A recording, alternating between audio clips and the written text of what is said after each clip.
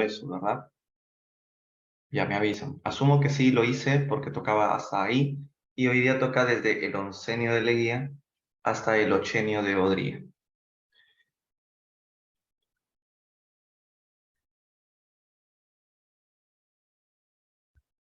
Ya, entonces empezamos con el oncenio de Leguía.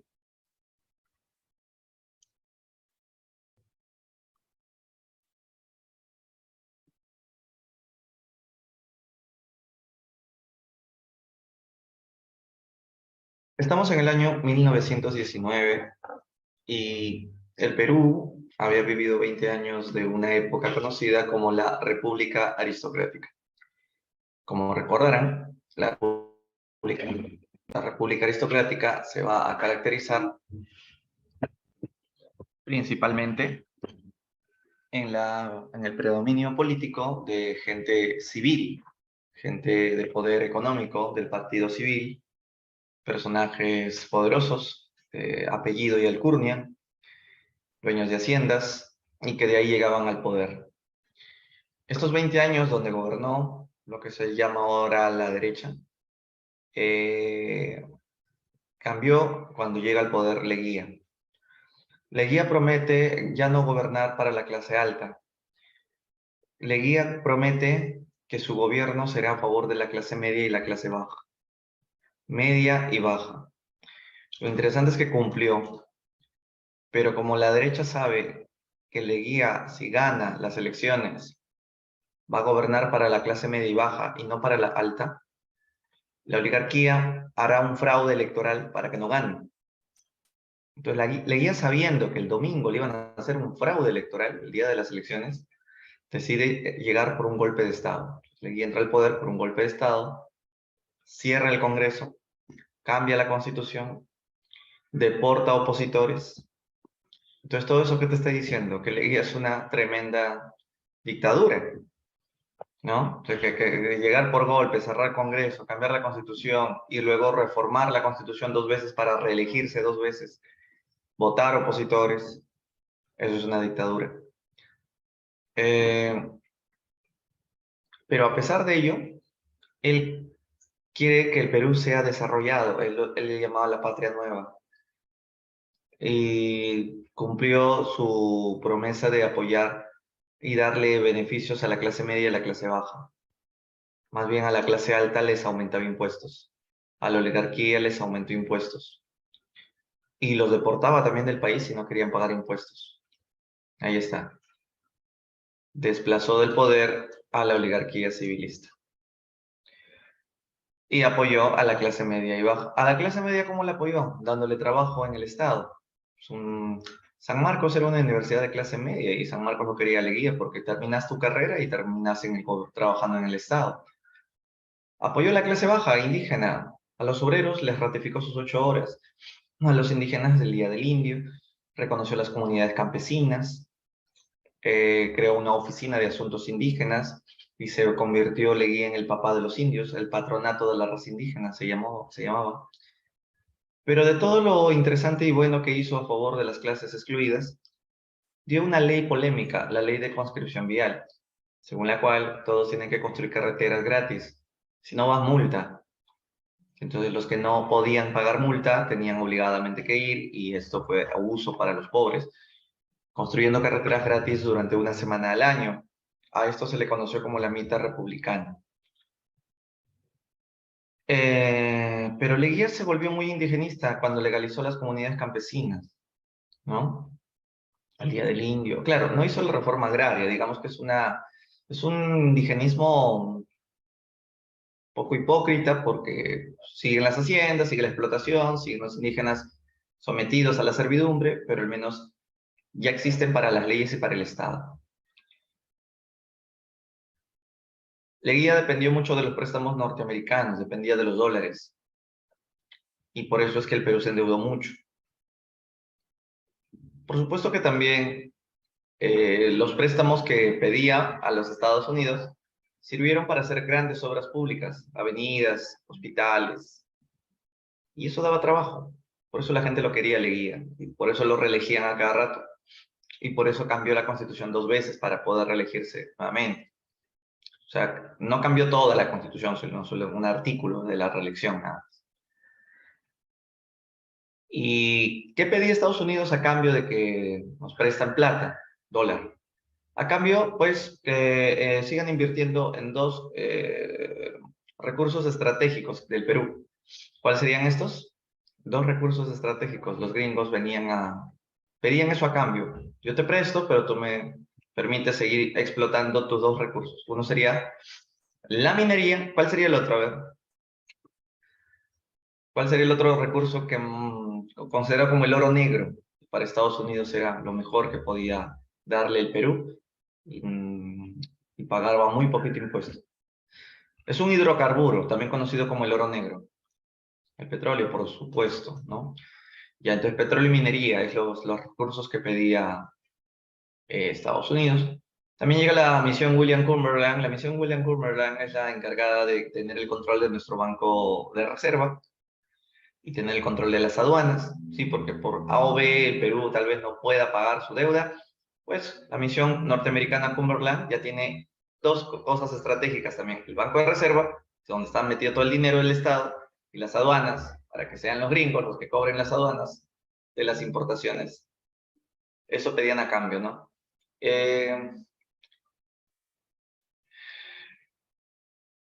Leguía también apoyó a Estados Unidos firmando el Laudo de París.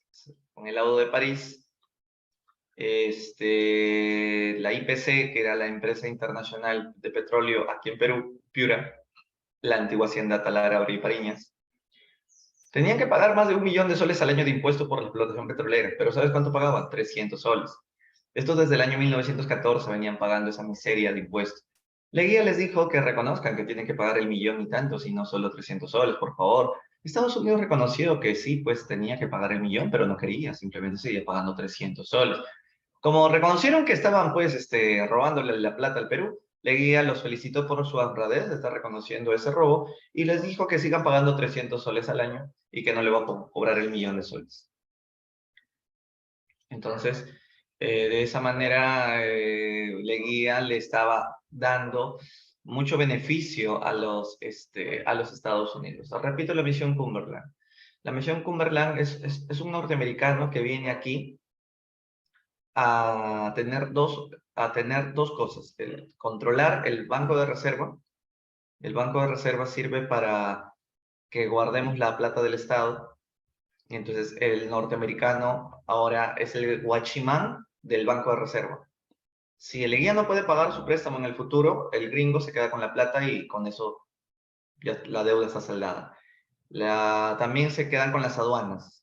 Los norteamericanos son los que cobran los impuestos y ya no el Perú. Por si acaso Perú no pueda pagar su deuda externa, entonces me quedo con la plata de las aduanas. Entonces la misión Cumberland simplemente vino para garantizar de que el Perú va a pagar la deuda. ¿Qué otra cosa hizo Leguía como un acto de entreguismo? Benefició a la Peruvian Corporation, la famosa empresa ferrocarrilera. Los ferrocarriles pasarían a manos de los estados, perdón. Los ferrocarriles, ¿por cuántos años lo tenían los ingleses? Nuestros ferrocarriles, desde el contrato Grace. Recordemos el gobierno de Cáceres, que firmó el contrato Grace. Le dimos los ferrocarriles a los ingleses por 66 años. Leguía les dijo que se los queden para siempre, para siempre. Se los entregó a perpetuidad. A perpetuidad. Y eso fue otro acto de entreguismo, acá está, a perpetuidad. Entonces, lo que hace Leguía no solamente es firmar el Laudo de París con la IPC para que les entregue los derechos de que sigan haciendo la explotación petrolera, les entregue el suelo y el subsuelo, sino que sigan pagando 300 soles. Y además, a los ingleses, a la Peruvian Corporation, le amplió para siempre el control de los ferrocarriles, que tenía que haber sido solo por 66 años, según el contrato Grace.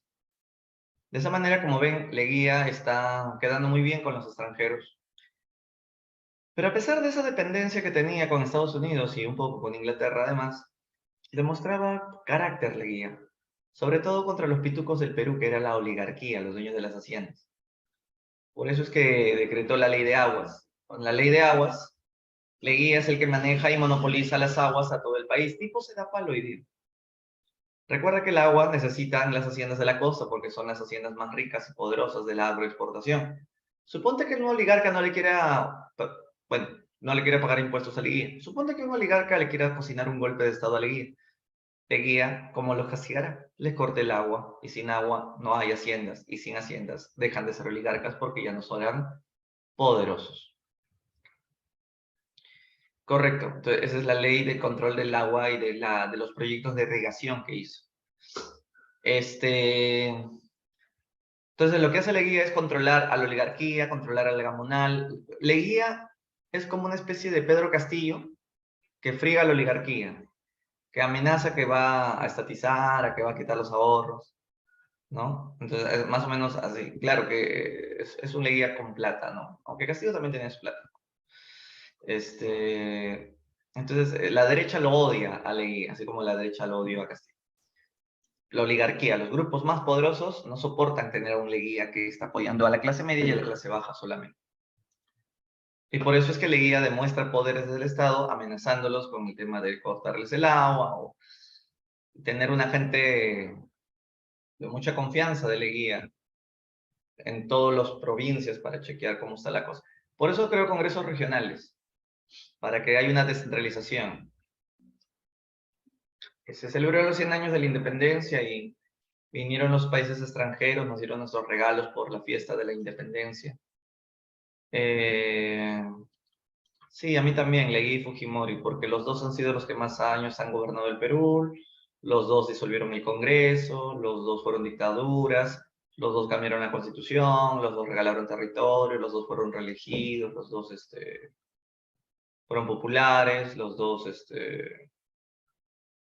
fueron enjuiciados, ¿no? Leguía ya murió, pues, la otra parte falta que se anime, ya, otra coincidencia más. Pero en esta época entonces se cumplen los 100 años de la independencia, y con ello se celebró la fiesta, ¿no? Chile no fue invitado por obvias razones. Pero a pesar de eso, Leguía regaló territorio a dos países, a Colombia y a Chile. ¿Por qué le regaló a Colombia todo ese territorio, incluyendo el trapecio amazónico que Colombia jamás lo pidió? Es por presión norteamericana. Estados Unidos le había quitado a Colombia Panamá. Panamá era territorio colombiano. Estados Unidos separó Panamá de Colombia para hacer el Canal de Panamá e independizarlo como país nuevo. ¿Qué hizo Estados Unidos con Colombia para resarcirla de la pérdida de Panamá? Le dijo a Perú que le regalemos a Colombia este territorio amazónico y con eso Colombia quedará resarcida. Leguía, por supuesto, aceptó inmediatamente y encima le entregó el trapecio amazónico que Colombia jamás ambicionó. Colombia más que todo quería esto por el caucho, pero también le dio el trapecio amazónico para que tengan salida al río Amazonas. Ese fue el Tratado Salomón-Lozano.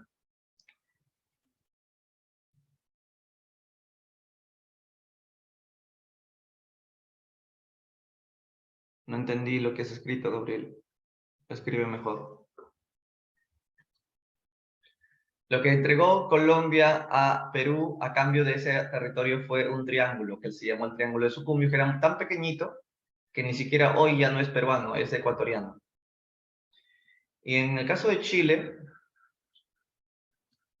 el tema de Tacna y Arica que quedó pendiente el plebiscito, Leguía finalmente acuerda con Chile que ya no va a haber plebiscito y que Arica se pase para Chile y Tacna que quede para Perú. Ese fue el Tratado Radagamio-Figueroa Larraín, también conocido como Tratado de Lima. Y a pesar que Arica finalmente quede en poder de Chile, los chilenos nos tienen que construir un muelle de una aduana para nosotros con plata chilena. Eso, nos prometieron que nos los iban a entregar al año siguiente, pero nos los entregaron 70 años después, en 1999. El Tratado de Lima se firma en el año 1929. Tratado de Lima o Radagamio Figueroa Larraín. Y con eso Leguía soluciona el tema con Chile. Los dos importantes partidos políticos que nacen fue Aya de la Torre con el APRA y Mariátegui con el Partido Socialista. Jóvenes intelectuales que fueron opositores al régimen de Leguía. Aya de la Torre fue deportado a México por Leguía y allá fundó la Alianza Popular Revolucionaria Americana APRA, que tiene como sus principales principios luchar contra el imperialismo yanqui, luchar contra los Estados Unidos, nacionalizar todas las empresas que están en manos de privados y extranjeros, Unidad de toda América Latina, que todos los países latinoamericanos tenemos que estar más unidos que nunca. Internacionalizar el Canal de Panamá para que el canal sea de beneficio de todos los países, no solamente de los Estados Unidos. Y luchar a favor de los pueblos y clases oprimidas. Sobre todo, su principal lucha es contra el imperialismo norteamericano. Y nacionalizar las cosas para luchar. O sea, una forma de luchar contra el imperio es nacionalizar las empresas y que se vayan los gringos y que las empresas solo sean nuestras. Porque para Haya de la Torre el Perú necesita empresas peruanas, no extranjeras. ¿Y quiénes están capacitados para dirigir las empresas peruanas? La clase media. ¿Por qué no la clase alta pituca? Porque ya los conocemos, solamente se beneficia un círculo cerrado. ¿Y por qué la clase baja no? Que son unos tiras de ignorantes, analfabetos, brutos que nunca ingresaron a San Marcos, ¿no? Burros, indios.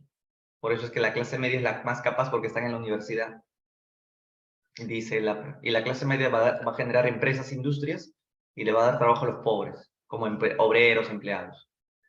Y así el Perú progresará, sin Estados Unidos, sin extranjeros. Empresas peruanas, de clase media. Los cerebros universitarios son los más capacitados y con sus empresas darán trabajo a todos. Y así haremos patria. Propuesta del APRA. Supongo que están de acuerdo, ¿cierto? Con eso. Sí, Gabriel. Mariátegui destrozó al APRA diciéndole insulsos, descerebrados, ignorantes, apristas tenían que ser. ¿Cómo van a decir que la clase media es la más capacitada para hacer empresas peruanas? ¿Qué tiene en la cabeza ahí en la torre? Dice Mariátegui, con todo se fue.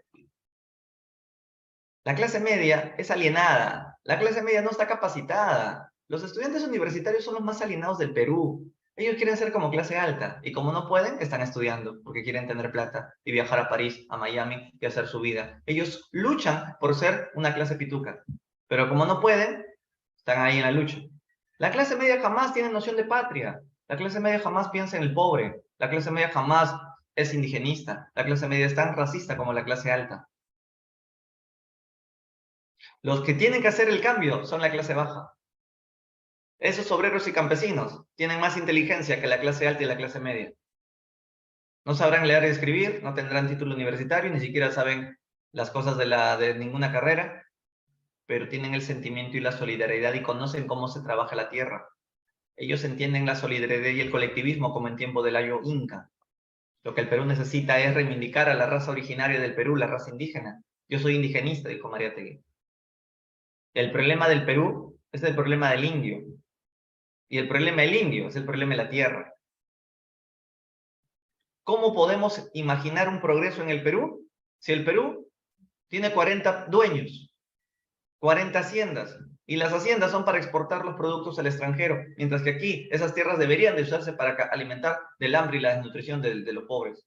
Pero no, nuestras haciendas solamente sirven para alimentar el caprichoso mercado europeo.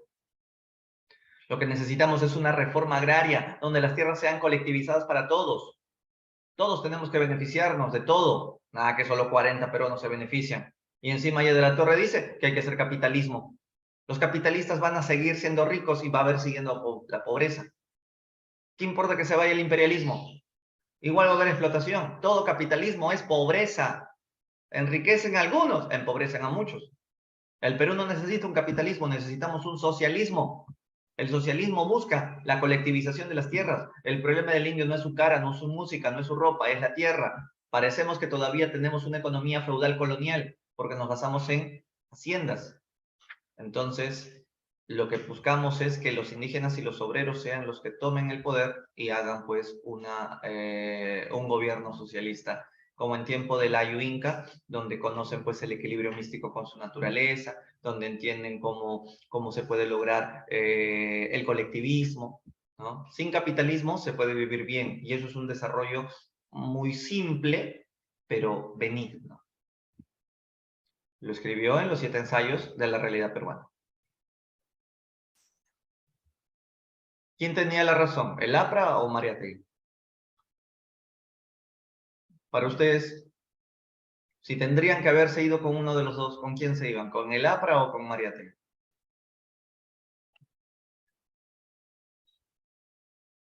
¿Qué apuestan? ¿Capitalismo no imperialista o socialismo indigenista y nacionalista? Nacionalismo indigenista en este caso.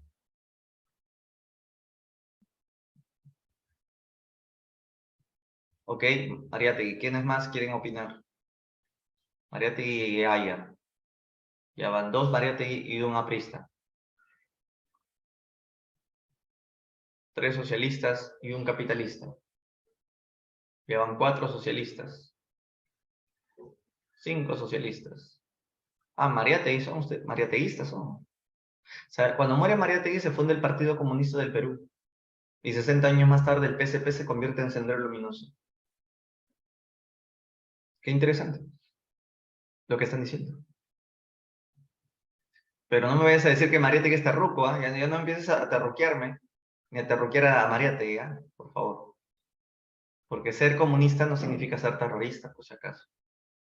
No. El Sendero Luminoso es una rama extremista que salió del Partido Comunista, simplemente.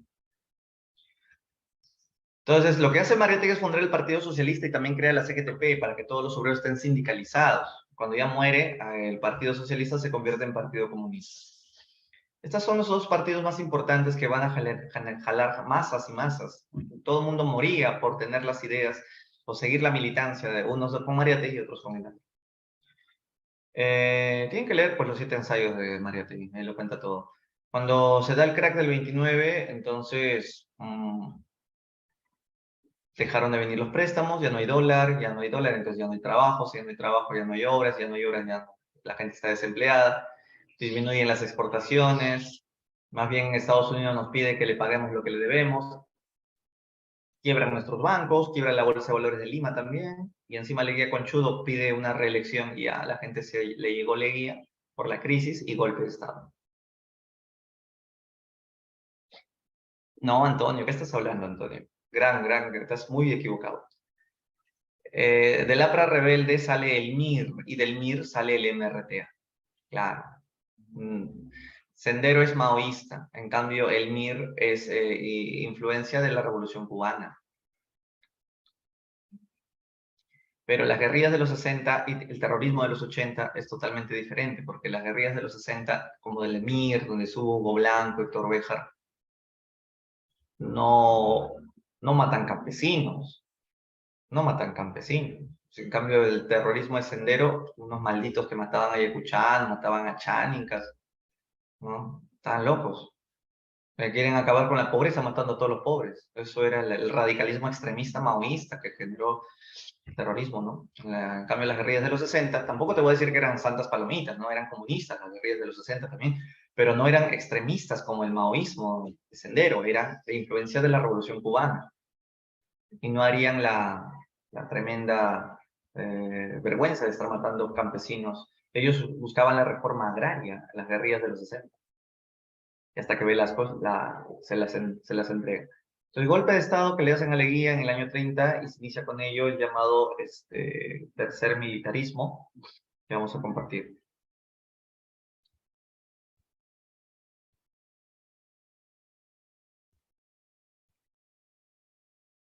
Bien, ¿por qué nace el tercer militarismo? Como ven, Sánchez Cerro y Benavides son los representantes de esta década.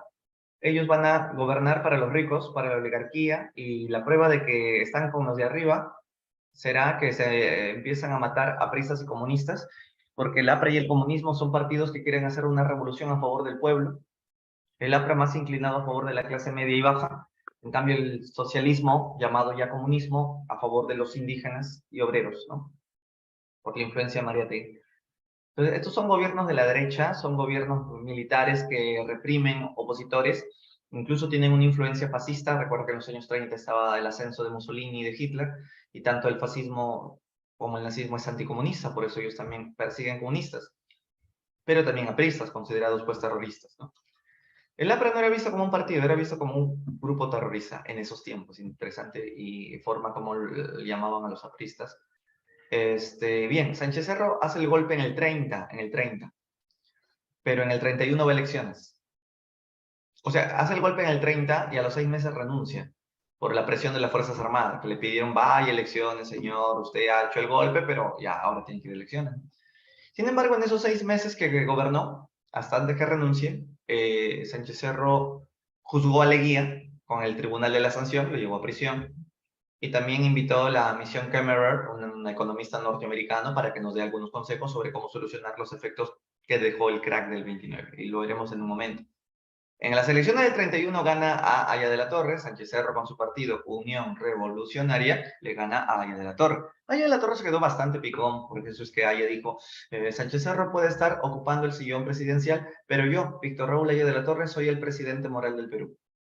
¿Qué le está diciendo? No reconozco mi derrota, ha habido un fraude, yo voy a ser el presidente, le cocinaré un golpe de Estado muy pronto a Sánchez Cerro. Sánchez Cerro no aguantó pulgas y decretó la ley de emergencia. Con la ley de emergencia se persiguen apristas, se persiguen comunistas y hasta gente común y corriente que vean en la calle un aprista, métanle un balazo y no vayan a la cárcel. Más bien el Estado te va a felicitar porque es legal matar a apristas y comunistas. Matar a un aprista o un comunista es como matar a un terrorista. Entonces le haces un favor al país, un favor al Estado, ¿no? Porque son terrucos, pues porque defienden a los pobres, ¿no? Entonces por eso es que el pensamiento de la oligarquía que apoyó a estos militares era eliminar a la oposición. Entonces la ley de emergencia daba eso. Del partido Unión Revolucionaria, los apristas también tenían sus armas. Entonces los apristas tomaron un cuartel militar del gobierno, el cuartel O'Donovan, de Trujillo. Los,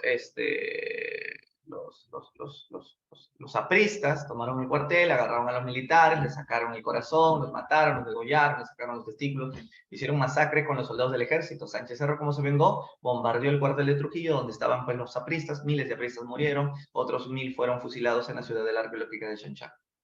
Y de esa manera, el año 32 fue el año de la barbarie. Toda la década de los 30 es conocido como los tiempos revueltos, los años terribles. Entonces, la violencia era de todos los días, ¿no? Cerró San Marcos también porque estaba lleno de apristas.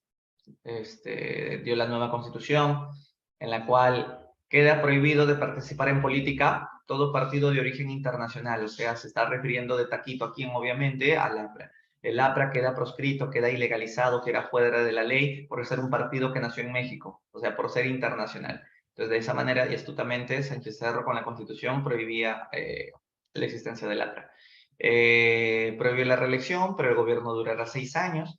Se prohíbe el voto de los militares, la mayoría debe ser los 21, no pueden votar los analfabetos. Pueden votar las mujeres para las elecciones municipales, pero el chistoso es Sánchez Cerro no convocó nunca elecciones municipales. Los alcaldes eran elegidos directamente por el presidente entonces. De esa manera se rió de las chicas Sánchez Cerro. Luego, la misión Kemmerer, que llegó para solucionar los temas del crack, la misión Kemmerer nos recomienda que tenemos que tener un Banco Central de Reserva, porque con Leguía se llamaba Banco de Reserva, ahora se llamará Banco Central de Reserva del Perú, y también tener la Superintendencia de Banca, que es la que se encarga de supervisar que los bancos no quiebren o que los bancos no cometan errores, algo así como la SUNEDU, ¿no? Que controla que no haya universidades bambas.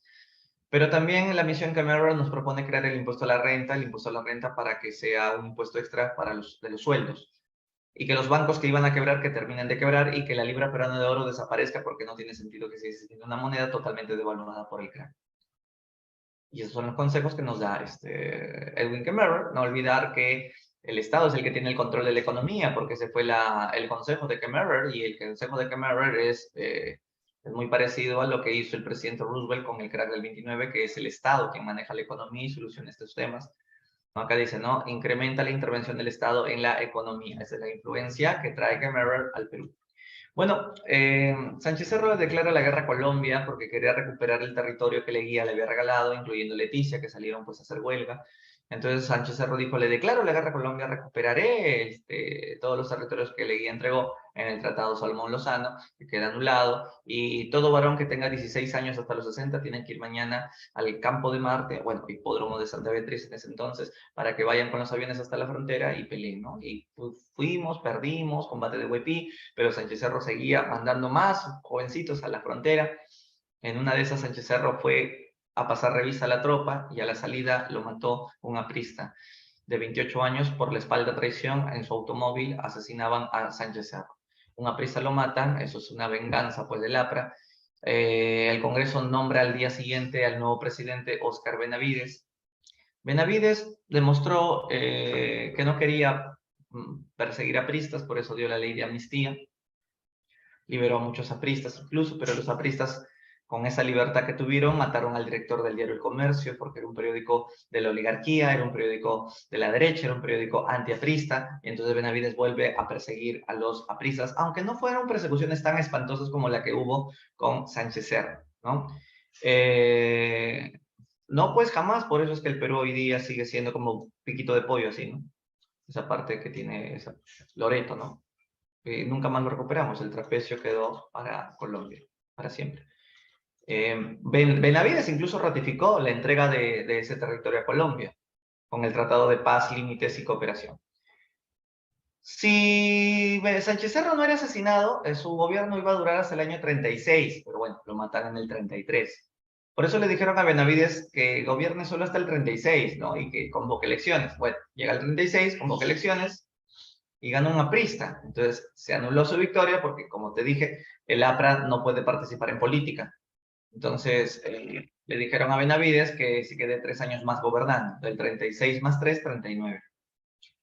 En este gobierno el Perú tuvo un auge exportador de algodón más que del azúcar y tuvimos el boom de la construcción, por eso se hizo la carretera panamericana, la carretera central, el hospital obrero, se hizo el moderno Palacio de Gobierno, el Palacio de Justicia, entre otras cosas importantes. Estalla la Segunda Guerra Mundial y con el estallido de la Segunda Guerra Mundial termina el gobierno de Benavides y se inicia la Primavera Democrática, que son los años 40 y que vemos a continuación.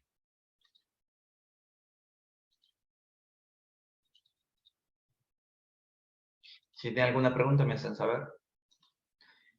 Bien, bienvenidos a los años 40. La Primavera Democrática. ¿Por qué se llama Primavera Democrática los años 40? Porque ya no hay militares, ya no hay militares, hay más bien elecciones, son civiles, de terno y corbata. Los que van a gobernar en esta época son Manuel Prado Ugarteche y luego veremos a Bustamante y Rivero, el que dio las 200 millas marítimas. Prado Ugarteche, un hombre de riqueza, ¿no? De la derecha defiende a la oligarquía, aunque no a la oligarquía más extremista, pero el hombre pues era el hijo del presidente Prado que se fugó en la guerra con Chile y nunca volvió, se fue a comprar armas, ya, ese es el hijo. Manuel Prado Ugarteche, hijo de Mariano Ignacio Prado. Bueno, él no persigue ni apristas ni comunistas, por eso hablamos de una primavera democrática.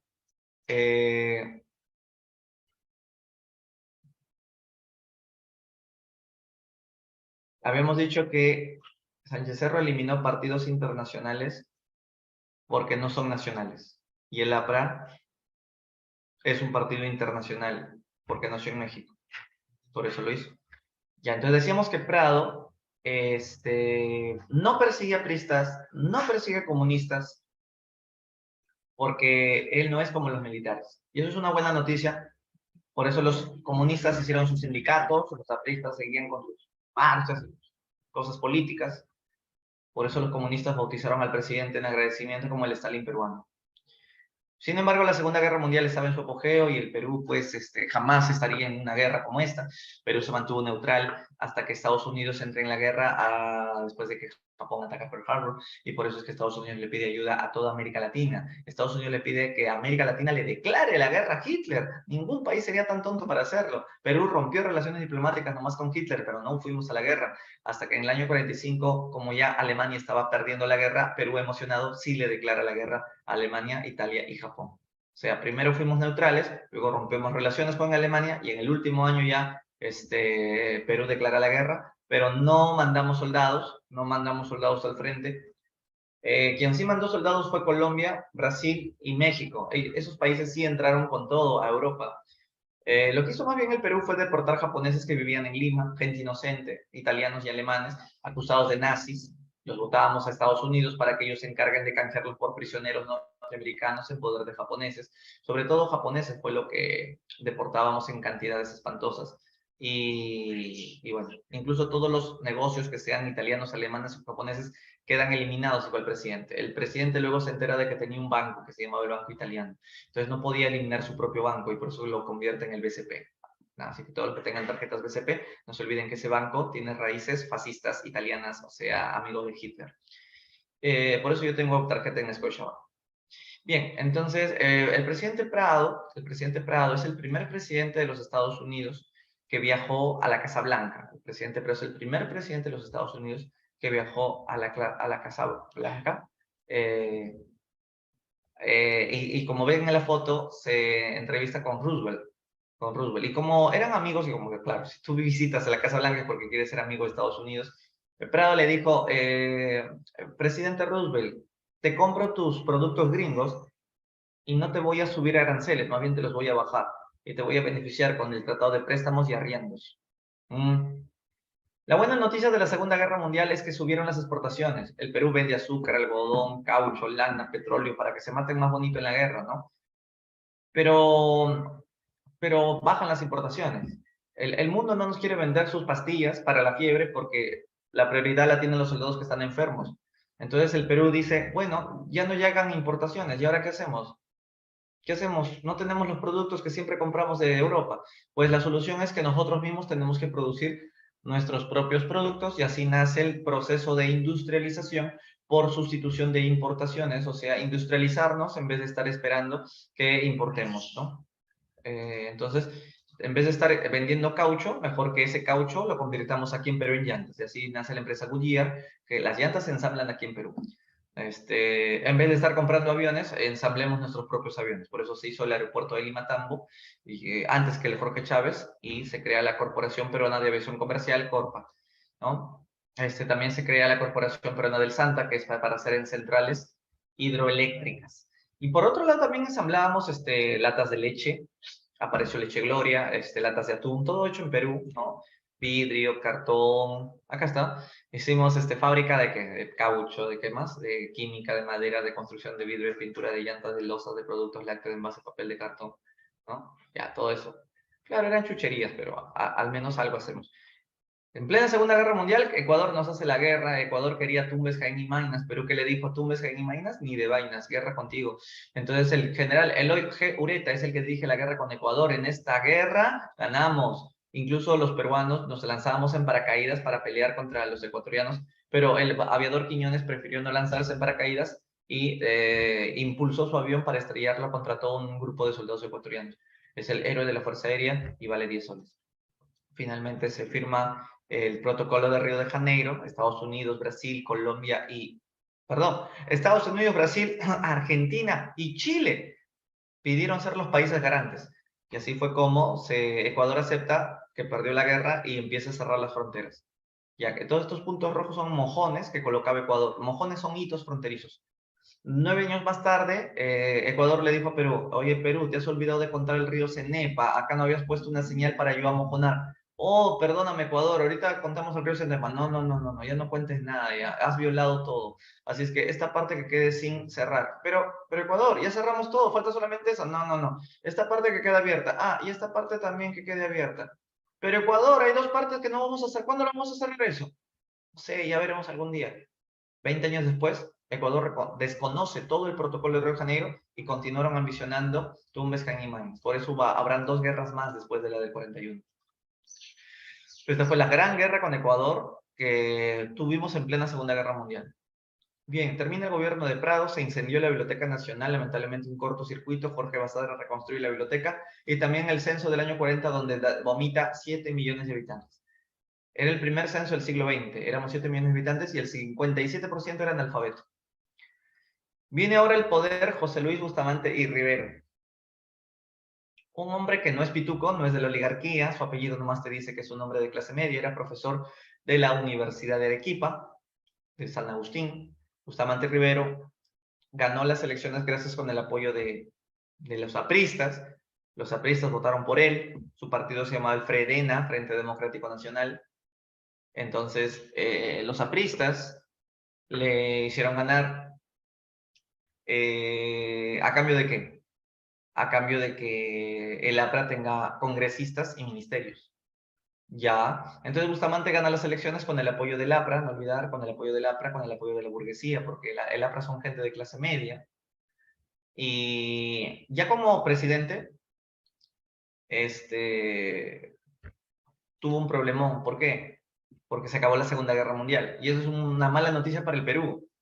¿Por qué es mala noticia para el Perú que se acabe la Segunda Guerra Mundial? Porque cuando había guerra, el Perú podía exportar para que se maten más chévere. Pero y ahora ya no hay guerra, y ahora que el Perú ya no va a exportar nada. Entonces la industria queda paralizada, todo almacena, se está pudriendo, nada, no vendemos nada. El Perú entró en recesión. La solución de Bustamante, ¿cuál fue? Primero, aumentan los impuestos a los ricos. Friga a la oligarquía. Ellos tienen plata que paguen más, pues. La oligarquía le puso la cruz a Bustamante. Te fregaste, presidente. Ahora sí te vamos a hacer golpe de Estado muy pronto. Te vamos a vacar. Con la oligarquía nadie se mete. Entonces Bustamante no le tiene miedo a los pitujos, se le cobra más impuestos. Por otro lado, decide aumentar los sueldos, subsidiar, congelar, y todo esto generaba inflación. Empezó la inflación, empezaron los paquetazos, subida de precios. Entonces ahí empezó el problema con Bustamante. Sin embargo, en el Congreso, lleno de apristas, podían haber hecho leyes importantes, ¿no? Una de ellas fue aprobar el decreto de soberanía de 200 millas, fue Bustamante quien amplió nuestro mar a 200 millas, porque antes solo teníamos 12. Ecuador y Colombia, perdón, Ecuador y Chile fueron los que igualmente pidieron 200 millas junto con Perú, y en 1952 se firmó la Declaración de Santiago en la que Perú, Chile y Ecuador oficializan su soberanía en 200 millas y ya no en 12. Y esto es muy interesante porque nuestro mar es muy rico hasta la milla 200. Pero cuando solamente teníamos hasta la milla 12, venían los barcos norteamericanos y llevaban toda la anchoveta y no pagaban nada de impuestos porque eran aguas internacionales. Pero ahora, con 200 millas, ya no pueden venir ningún país, excepto que pidan un permiso y que paguen sus grandes impuestos. Bien, el APRA, desde el Congreso, dio la ley del llanaconaje. Según esta ley, los indígenas van a seguir siendo unos tristes y pobres indios que trabajarán en las haciendas para el gamonal. No va a haber reforma agraria, indios seguirán siendo siervos, no van a ser ciudadanos. Oye, gracias APRA, gracias APRista, mucho nos estás ayudando. Escúchame, pues soy indio y anacona, sí te voy a ayudar, porque tú vas a seguir trabajando en la hacienda, no vas a tener nada, tú vas a seguir siendo un siervo del patrón, pero el patrón te va a pagar un sueldo. Te voy a pagar unas moneditas al mes. Sí, para que no llores, para que no llores mucho. Ya. Bien. Ahora sí, vive el APRA. El APRA está ayudando a los pobres. ¿Te das cuenta cómo el APRA modera su discurso? Ya no es un APRA radical. Aya de la Torre había cambiado. ¿Te acuerdan cuando recién se fundó el APRA? Decían, luchemos contra el imperialismo, acabemos con la pobreza del mundo. Ahora Aya de la Torre decía, no hay que quitarle la riqueza al que la tiene. Hay que crear riqueza para el que no la tiene.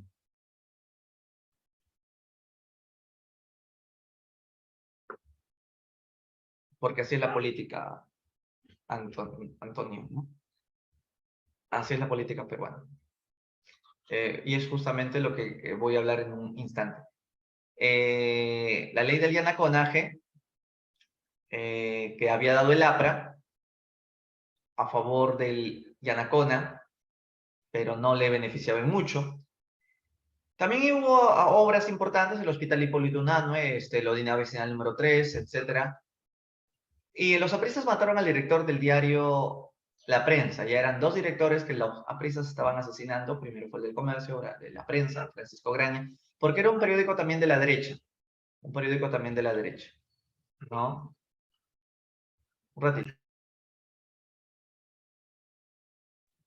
Periódicos de la derecha, y mataron al director Graña.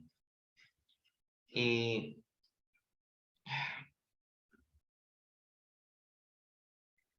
y entonces Bustamante, aliado del APRA, amigos, empezaron a distanciarse. ¿Por qué? Ahora sí respondo a tu inquietante consulta. El APRA quería tener el poder. El APRA ya se aburrió de tener el poder del Congreso, quiere tener el poder del presidente. El presidente no era muy sociable. Los apristas lo invitaban a una reunión, el presidente nunca iba. Los apristas son de jarana, de camaradería, de copas, de los compañeros, que la fiesta, que la asociación, que el grupo, ¿no? Que bla, bla, bla, bla, bla, bla, bla. Bustamante seco, se fueron distanciando. Poco a poco los apristas le empezaron a hacer mucha oposición a Bustamante. Le censuraron sus ministros. Los congresistas apristas un día censuraron al ministro de Agricultura solamente porque no sabía cuánto cuestan el kilo de payares. Si usted es el ministro de Agricultura, tiene que saber los precios de todos los productos. ¿Cómo puede ser un ministro de Agricultura y no sabe cuánto cuesta el kilo de payares? Censurado. Pero seas malo, pues, que esas cosas no tiene que saber acaso todo eso. Y así, el Congreso aprista demostraba su poder y ahora pasó a la oposición contra el presidente Bustamante, porque la función del Congreso es ser opositor al presidente, ¿no? De amiguitos, poco a poco se fueron distanciando. La cosa se agravó más aún porque el 28 de julio del año 47, el presidente fue al Congreso y ninguno había ido al Congreso. Muy poquitos habían acudido ese día a la instalación del Congreso. Porque cada año el Congreso se inaugura para empezar sus funciones. El 28 de julio se inicia sus funciones el Congreso por un año más. Y nadie había acudido. Entonces, Bustamante dio su mensaje que tenía que dar. Y él tenía que, al terminar su mensaje, decir: nos vemos hasta el próximo convocatorio del Congreso. Pero él no dijo nada de eso. Simplemente dijo: bueno, muchas gracias, congresistas. Fue un gusto conocerlos. Adiós. ¿Perdón? ¿Qué está diciendo con eso? Está diciendo que está disolviendo el Congreso, sin decirlo. Astuto el presidente. O sea, está disolviendo el Congreso sin decir la palabra disolver. Simplemente está dando a entender que no va a haber Congreso, por falta de quórum. Adiós, congresistas. Gracias por escucharme. Adiós. Los apristas ahora sí no aguantaron. ¿Quién era enemigo de Bustamante? El APRA. Pero también, ¿quién más? Al inicio, ¿qué cosa dijimos? Los enemigos del presidente, ¿quiénes eran? Primero era la oligarquía, la derecha, y ahora el APRA. Todos se le fueron encima. Los apristas se sublevaron en el Callao, con apoyo de la Marina de Guerra. La Marina y el APRA unidos, ¿no? O sea que la Marina apoyando terroristas. Profesor, ¿cómo sabe usted que el APRA era terrorista? Yo no digo que sean. Los periódicos lo decían, mira, captura de terroristas apristas. ¿Ves? Ahí está la prueba. Está la prueba. Esos son periódicos de la época, ¿no? Y la Marina apoyando terroristas. ¿Se acuerdan que dijo Héctor Béjar? ¿Quién había iniciado el terrorismo en la historia del Perú? Ah, yo no voy a decir lo que repitió, pero tú ya sabes qué dijo Héctor Béjar, el ministro de Castillo. Toda la Marina se le fue encima. No, ¿cómo es posible? Nah. Ya bueno, entonces la historia puede confirmar lo que... Héctor Béjar sabe un montón de historias. Tiene 60 años enseñando en San Marcos, hasta ahora. No fue mi profesor, pero yo me he colado sus clases. Entonces, lo que hace el presidente Bustamante es sacar al ejército. Se saca al ejército y se enfrenta ejército con la marina. Marina con el APRA, ejército con Bustamante, ¿no? Guerra civil. Los apristas tuvieron que huir. Había un policía de 16 años que estuvo ese día en la revuelta, se llamaba Augusto Polo Campos, el papá de Flor Polo y de esposo de Susy Díaz. Por eso lo puse ahí. Ya, entonces en ese contexto se da el golpe de Estado a Bustamante. Ahí en la Torre tuvo que asilarse en la Embajada de Colombia de emergencia. El golpe de Estado de Odría. ¿Odría por qué hace un golpe de Estado? Para devolverle el poder a la oligarquía. Mira cómo el periódico La Prensa da el titular del golpe. Ha triunfado el movimiento patriótico del ejército. Alucinante, ¿no? Cualquier otro periódico objetivo que habría dicho: golpe de Estado, se ha violado la democracia y bla, bla, bla, ¿cómo es posible? Nada, pero el periódico La Prensa, como defiende a los ricos, y Odría defiende a los ricos, ha triunfado el patriotismo del ejército contra esos terroristas apristas, contra esos terroristas comunistas, ¿no? Entonces, esa era la forma, ¿no? No ha cambiado mucho el Perú de un tiempo a esta parte, ¿no? Seguimos terroqueando a todos. Y así se inicia el gobierno de Odría. Lo que viene a continuación es el gobierno de Odría. Ya, les voy a agradecer. El problema es que ayer he tenido una intervención en mi muela. Me voy a tomar una pastilla, por favor, ¿ya? Dame un minuto más, un minuto. Mientras vayan leyendo esta parte. No me demoro un minuto.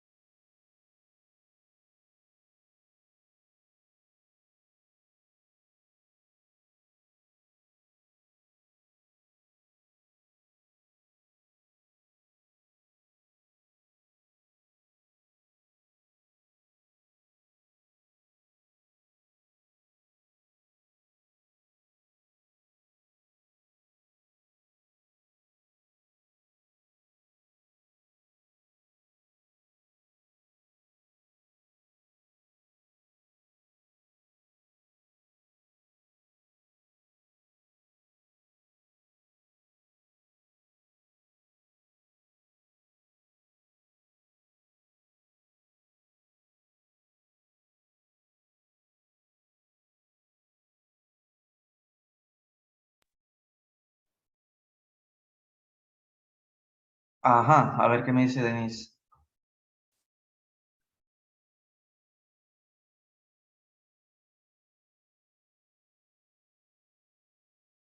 Ah, ya, te explico, Denise. No, Bustamante no legaliza el APRA. En la Constitución seguía claramente que el APRA está fuera de la ley. Pero entonces lo que hace Bustamante para que los apristas puedan estar en el Congreso fue pedirles que cambien el nombre del partido y que se reinscriban con otro nombre. Y por eso es que los apristas serán congresistas de Bustamante, pero con el partido PAP. Perdón, me confundo. El PAP o Partido Aprista Peruano es el nombre en el que el APRA fue refundado en el Perú. O sea, APRA, a ver, te cuento todo la historia. El APRA se funda ahí en México. Como se funda en México, es cierto, es un partido internacional. Pero cuando Aya de la Torre regresa al Perú, refunde el APRA con el nombre de PAP, Partido Aprista Peruano. Entonces, era legal. Podía postular por eso en el 31. Pero cuando se prohíbe al APRA o al PAP, se lo prohíbe, Sánchez Cerro lo prohíbe, en el gobierno de Bustamante se le recambia otra vez de nombre, o sea, se le cambia por tercera vez de nombre. Ya no es APRA, ya no es PAP, se llamará Partido del Pueblo. Entonces, el APRA se inscribe para ser congresistas como nombre de Partido del Pueblo. Y por eso se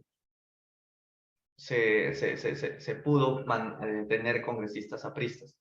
Ya comprado Ugarteche en su segundo gobierno, ahí sí lo legaliza con todas las de la ley, eliminando lo que decía la Constitución de que está fuera de la ley. Ya elimina ese artículo, ¿no? Y ahí sí ya lo legaliza. Bien, entonces vamos con Odría.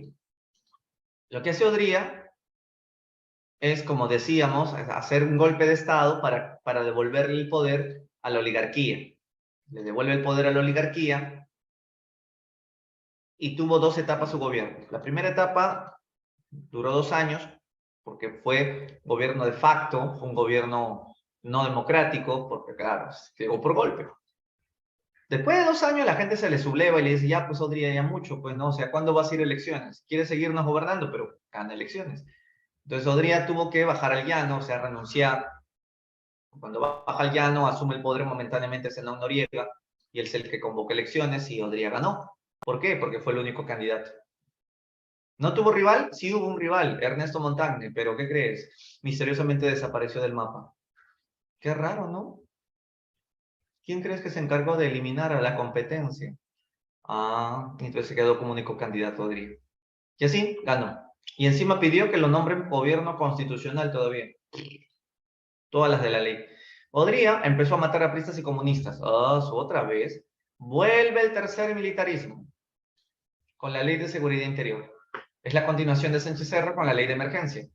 Es otra prueba de que Odría gobierna para la clase alta. Sin embargo, era de esos gobiernos que a pesar que gobernaban para la clase alta, hizo cosas por los pobres. Salud, educación y trabajo era su lema. Muchos colegios, muchos hospitales. Hasta ahora existen. Gracias a esos hospitales que hizo Odría, no colapsamos más de lo que colapsamos en la pandemia del COVID. Imagínate que no se hubiesen hecho esos hospitales. ¿Cuánta gente habría, cómo habría colapsado el sistema de salud? Después de Odría no ha habido otro presidente que haya hecho hospitales. Ese fue el último presidente que ha hecho hospitales. El hospital Edgardo Arrebagliati, el hospital naval, el hospital militar, los grandes colegios también, grandes unidades escolares. Entonces, era un dictador, pero era un dictador que te daba pan. Te daba pan, pero no te daba libertad. Su frase era hechos, no palabras. O sea, yo te hago obras, yo no te floreo. Entonces, eso sí, si alguna prensa le incomoda, elimina a esa revista, elimina a ese periódico, deportó al director de la revista Caretas, por ejemplo. Entonces, no te metas con Odría. Ahí de la Torre, asilado en la Embajada de Colombia, para que no le metaba a la Odría. Odría, comiendo con los dueños del país, con la oligarquía más poderosa. Ahí está Pedro Beltrán y Ramón Aspilla. ¿No? Pedro Beltrán era dueño del diario La Prensa. El director Graña es el que fue asesinado, te dije. Pero el dueño era Pedro Beltrán, dueño de una gran hacienda azucarera. Igual que Aspilla. Aspilla era el hombre más rico del Perú. Le decían el señor de los milagros, porque era dueño de milagros. Así de tierras, tenía 1000 tierras. 1000. Y este Esparza Sañartu era como el decir Vladimiro Montesinos de Fujimori, encargado de matar a los opositores a Odría. ¿No? Cualquiera que le critique a Odría, Esparza Sañartu se encargaba de desaparecer. La máquina de represión. Cuando estabas de buen humor, te tiraba agua. ¿No? El Rochabús fue traído por su ministro Temístocles Rocha. Si está de mal humor, pucha, ya te manda Esparza Sañartu. La buena noticia, como les dije, es que con su gobierno se comió bien, y eso fue gracias a la guerra de Corea. Corea del Norte se pelea con Corea del Sur, y entonces, bueno, el Perú aprovecha y vende exportaciones, como en la Segunda Guerra Mundial. Y eso generó que Odría le fuera bien y haya platita. Con esa platita hizo los hospitales, hizo los colegios. La mala noticia es que la guerra de Corea se acaba en el 53, y cuando se acaba en el 53, las exportaciones disminuyeron a partir de ese año. Pero mientras duró la guerra de Corea, bueno, ¿a quién le vendíamos? A Estados Unidos, porque Estados Unidos apoyaba a Corea del Sur.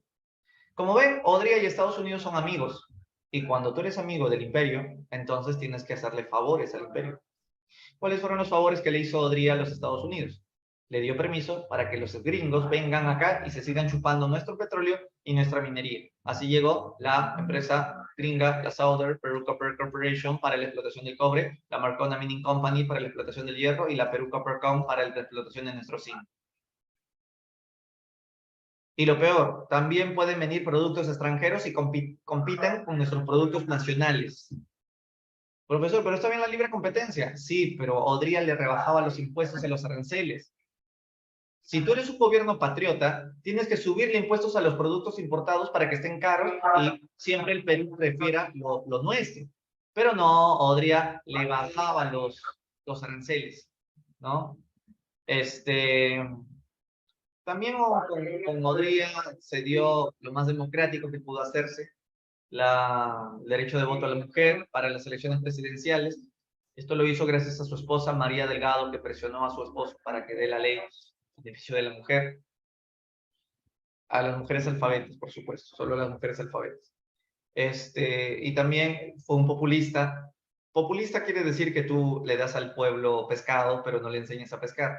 Era un populismo de derecha, porque con su esposa se iba a los asentamientos humanos, se repartía cohetes en Navidad. También fue el que creó las gratificaciones por fiestas patrias y por Navidad. También creó pues los elefantes blancos, que eran los enormes edificios para que la gente pues diga, ah, Audrey está trabajando, yay, ¿no? Entonces, elefantes blancos como estos. Esta era la sede del Ministerio de Educación, actualmente ubicada en la avenida Bancay con la Colmena. Supongo que se ubican, ¿no? Avenida Bancay con la Colmena. Tremendo edificio de más de 30 pisos. Era la sede del Ministerio de Educación y solamente funcionaban los 2 primeros pisos. Lo demás estaba abandonado porque no había necesidad de tantas oficinas. Podría, ¿cuánta plata se gastó haciendo tremendo bodocote de cemento para que no sirviera para que los 2 pisos nada más sean usados? Por eso eran llamados elefantes blancos, elefantes destreñidos, elefantes inoperativos, ¿no? Pero la gente afuera decía, ah, mira, tremendo edificio que se ha hecho el gobierno, viva, el gobierno está que chambea, mira, tremendo, bueno, no servían para nada. Elefantes blancos era gastar la plata en tontería y media. También hizo la sede del Ministerio de Trabajo, del Ministerio de Agricultura. Lo bueno que hizo la UNI, la Universidad de Ingeniería, pero también hizo el Estado Nacional. Él era hincha de Alianza Lima, por eso hizo el Matute, y para que los que la UNO no estén protestando, el Lolo Fernández. Entonces son elefantes blancos.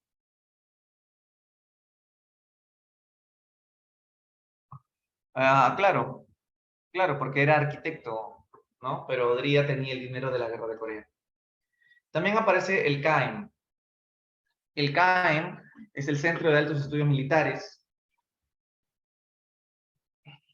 El CAEM son militares que estudian cómo acabar con la pobreza del país. Estudian agronomía, economía, geopolítica, geografía, historia, sociología, antropología. Estos militares son chéveres porque quieren, o sea, en el Perú hay 2 tipos de militares. Los militares que defienden a la derecha, que son los matapristas y los matacomunistas, y los militares que quieren hacer un cambio profundo para el país, que son los militares que estudiaban en el CAE, ¿no? Por ejemplo, cuando Castillo cerró el Congreso, las Fuerzas Armadas, ¿qué demostraron? ¿Que son de la derecha o de la izquierda?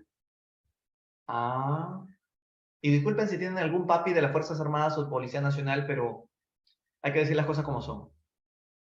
Si la policía y las Fuerzas Armadas no apoyaron a Castillo y más bien lo detuvieron en la avenida Wilson y se lo llevaron como preso, ¿qué está diciendo la Fuerza Armada? Que apoyamos a la derecha. Cosa diferente que pasó con Fujimori. Cuando Fujimori cerró el Congreso, ¿qué hicieron las Fuerzas Armadas? Apoyaron a Fujimori y se fueron a cerrar todo el Congreso y que los congresistas no entren, ¿no? Estaban ahí tomando todo el Congreso. Entonces la Fuerza Armada apoyaba a Fujimori, ¿no? Apoyó, y Fujimori se volvió de la derecha también, pues, ¿no? Apoyó a la derecha. El golpe de Estado lo apoyó la Fuerza Armada. Y más bien a Castillo no le apoyaron su golpe de Estado, ¿no? Y el golpe de Estado al final no terminó de ser, ¿no? Porque lo vacaron a Castillo a las 4 horas nomás de haber intentado cerrar el Congreso. Y si lo vacaron a las 4 horas, eso es ilegal, porque además lo vacaron con 101 votos, cuando tenían que haberlo vacado con 104 votos. Y para una vacancia, para que proceda una vacancia, tiene que hacer la invitación al presidente de la República, el presidente tiene que ir al Congreso a dar su descargo para que recién se inicie la votación, pero en 4 horas hicieron todo, por lo tanto, eso es la defensa de Castillo. Por eso es que Castillo ha sido secuestrado, dice la defensa y el abogado. Por eso Castillo debería de estar siendo presidente y Dina sí es la usurpadora, así es que lo vemos desde esa lógica. Además, ni siquiera la propuesta de vacancia se llegó a publicar. Primero tienes que mandar la publicación al diario El Peruano para que recién hagas la votación, pero todo eso hizo en tiempo récord. Castillo disuelve el Congreso a las 10 de la mañana y a la 1 de la tarde ya lo estaban vacando. Eso, una cosa de locos, ¿no? Un tiempo récord. Entonces, por eso es que empieza la historia, ¿cómo lo va a analizar eso en el futuro? ¿No? ¿Fue dictadura lo que hizo Castillo? ¿O lo secuestraron? ¿O fue el pretexto para que la derecha finalmente logre su...? Lo que sí está recontra claro es que la historia nunca va a negar que Castillo es comparado al racismo de Santa Cruz de la Confederación Perú-Boliviana, ¿no? A Castillo lo han querido sacar bajo el pretexto de que es terrorista, pero más que todo era porque era cholo, ¿sí? Porque era rondero, ¿sí? Y el otro pretexto, porque es ignorante, porque ni siquiera cuenta bien el chiste del pollito, porque ni siquiera sabe hablar. Esos son pretextos de racismos intelectuales, ¿no? Con Santa Cruz era porque no aguantaban su cara de guanaco. Eso es en la Confederación, siglo XIX. Por eso digo que la historia a veces se repite, ¿no? Ya. Bueno, entonces lo que hace el CAEN con los militares, lo que hacen los militares del CAEN es estudiar para ver cómo se puede hacer los cambios que el país necesita. Las ideas se exponen, no se imponen. Las migraciones del campo a la ciudad también van a entrar con fuerza. Entonces, las migraciones de la Sierra a Lima, ¿a qué se deben? Bueno, Lima siempre fue la ciudad más centralizada del país y entonces la crisis económica en el agro era terrible. Además, las haciendas este, explotaban mucho a los campesinos no soportaban esa explotación, veían que Lima era un lugar donde había mejor educación, mejor salud. Las vacunas no llegaban a la sierra, todas las vacunas se monopolizaban en Lima, la vacuna contra la viruela, la polio, el sarampión. Además, el modelo económico de Odría había, como te dije, ¿no? Las importaciones que llegaban de los Estados Unidos. ¿Qué hacía Odría con los productos que llegaban? ¿Le subía o le bajaba los aranceles? ¿Qué cosa dije yo? Lo que hacía Odría con las importaciones de los Estados Unidos era subirle o bajarle el arancel. Era bajarle el arancel. Entonces los productos gringos estaban tan baratos que competían con los productos peruanos. Por ejemplo, la papa Pringle competía con la papa peruana de Cusco y los limeños preferían comprar papa importada que estar alimentando al serrano, decían, ¿no? Entonces, Lima siempre se ha sentido pues la ciudad fashion, ¿no? Lo importado es más cool, lo importado es más, ¿no? Está de moda, ¿no? Comprar importado, ¿no? Entonces, la migración empobrece, perdón, los andinos empobrecen y por eso migran. Este proceso de migración generó el proceso también de cholificación. El migrante llega a Lima y se convierte en un cholo que tiene que volverse ambulante. Y esto genera también el surgimiento de las barriadas. El centro de Lima, donde vivía la crema innata de la aristocracia, tuvieron que huir a lo que ahorita es Miraflores, San Isidro. Incluso tomaron los cerros y se volvieron cerros pitucos, como La Molina, Monterrico, El Surco, ¿no? Y mientras que surgieron los conos, Cono Norte, Cono Sur, Villa María del Triunfo, San Juan de Miraflores, Villa El Salvador, Pamplona. En el Cono Norte está San Martín de Porres, Los Olivos, Comas, Caraballo, Puente Piedra, ¿no? Y entonces a Lima se empieza a crecer de manera muy desordenada. Cuando aparece Monterrico, Monterrico quería pues un distrito vecino que sea tipo Miraflores, pero no hubo eso porque apareció Pamplona Alta. Entonces aparecieron, por eso que Monterrico y Pamplona son vecinos hasta el día de hoy. Por eso se construyó el muro de la vergüenza, ¿no? Para separar los ricos y los pobres, ¿no? Los González de los Malditos, ¿no? Entonces, por eso es que esa novela tiene tanto éxito, pues, ¿no? Porque representa y retrata, pues, la polarización de una ciudad tan compleja que se inicia desde los años 50, con fuerza las migraciones.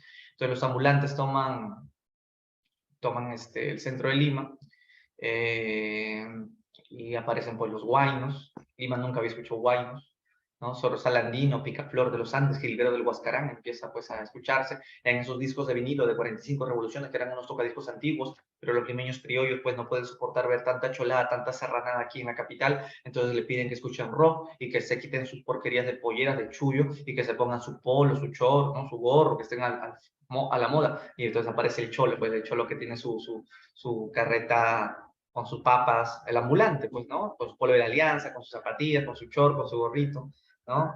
Y que tiene pues que aprender a hablar con jerga, ¿no? Aparece el P, ¿no? El P, porque normalmente en quechua es el pi, ¿no? Claro, pi, ¿no? Pero como tienen que alinearse, claro, P, ¿no? Entonces, el P es un típico, pues un peruanismo muy típico de la migración. ¿No? ¿Quién me ha dicho P? Acá, claro, P. Es claro, pi, ¿no? Ya. Entonces, como el guayno aquí era asqueado, los criollos lo veían como un tema de que vienen a contaminarnos sus enfermedades, dan mal aspecto, escucha robo, el serrano, acá no escuchamos porquerías de guayno. Entonces, el migrante quiere ser aceptado por una lima que le da la espalda, y entonces surge una mezcla de chicha con rock y sale la chichera a fines de los 70 con Chapulín el Dulce, y luego aparece el faraón de la chicha con Chacalón, que le canta al muchacho provinciano que se levanta muy temprano para ir con sus hermanos a trabajar. ¿Han escuchado chicha alguna vez? La paisana. También, pues la paisana lo habla porque es histórico, pues el acento claro P, ¿no?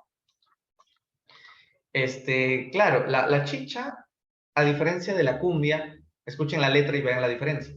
La chicha le canta al migrante, al que chambea, Pascualillo le canta al ambulante, ¿no? Y que a veces se mete a la delincuencia, pero por necesidad, y su mamá pues ha muerto y le canta pues que déjeme salir solamente para ir a ver a su tumba y despedirme de mi madre, que estoy aquí en Lurigancho. Es muy interesante ver cómo la melancolía del migrante por estar luchando como ambulante en una Lima, en un asentamiento humano, y tienen pues que juntarse con gente que no llega a la universidad y terminan pues identificándose con un grupo de fútbol y se abren ¿cómo se llaman? Las barras bravas, y todo esto genera pues una sociedad muy informal y al mismo tiempo una sociedad que busca identificarse. Y como no se puede identificar con una ideología porque no son estudiantes, no para identificarse con la derecha, con la izquierda, con los caviares, ¿no? O con San Marcos, con la Católica, se identifican con la Alianza, con la U, pues, con mi barrio, con mi grupo, ¿no? Y entre barrios por eso se matan, pues se matan por la defensa de su identidad. Ahora, esto es muy complejo además porque el hijo de migrante, pues es un hijo que no sabe a qué mundo pertenece. Porque por un lado, en su casa escucha guayno, su mamá, porque todavía no olvida que migró hace muchos años atrás, pero como este chico ha nacido en Lima, y en Lima se escucha rock, techno, entonces no sabe qué escuchar. Porque cuando se va al Arcomar, a una discoteca pituca, lo botan porque su cara de cholo lo delata, a pesar que le gusta el rock, pero tampoco quiere escuchar guayno, entonces está perdido, no sabe qué identidad tener. No acepta ni la identidad de sus padres, ni tampoco la identidad de Lima, de la Lima aristocrática que ya se iba yendo, por si acaso. Por eso es que termina identificándose con una barra brava, pues, ¿no? Esa es una forma de sentir que lo quieren, que lo abrazan, que el grupo lo cobija. Y ya en los 90, pues, aparece el tecno, que se mezcla con la chicha y sale la tecnocumbia, ¿no? Y el tecnocumbia es la época de Fujimori, ¿no? El Siki, Rosy Warro, Karina y todo eso, ¿no? Obvio que hasta ahora hay barristas, ¿no? Esos son los hijos de migrantes. Bueno, una vez lo mandé a mis chicos del colegio a escuchar chicha y se molestaron los papás porque le dije a la directora, se quejaron, el profesor de historia le está haciendo escuchar música de delincuentes a nuestros hijos. ¿Qué tipo de profesor enseña acá en este colegio? Así les decía. Y yo, pues, yo a veces digo, pucha, los papás necesitan repetir el año escolar, creo, ¿ah? Para que se pongan un poco a analizar estos temas sociales, son fenómenos sociales. Por eso somos una sociedad tan desvertebrada.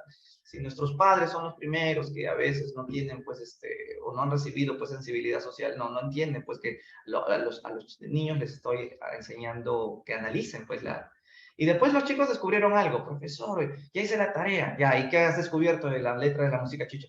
He descubierto que Marisol se ha copiado todas las músicas de Pascualillo. Buena, le dije, ¿cierto?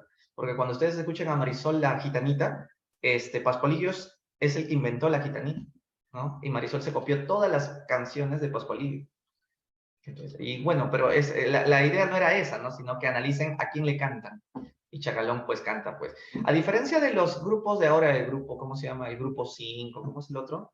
Donde estaba los chicheritos estos, Escándalo, o bueno, el otro, ¿cómo se llama? Yaipen, ¿no? Yaipen, grupo 5. Ellos ya son otro tipo de letra. Esa es una letra más donde le cantas al dinero, al dinero. ¿No? Y a la mujer la desprecias, ¿no?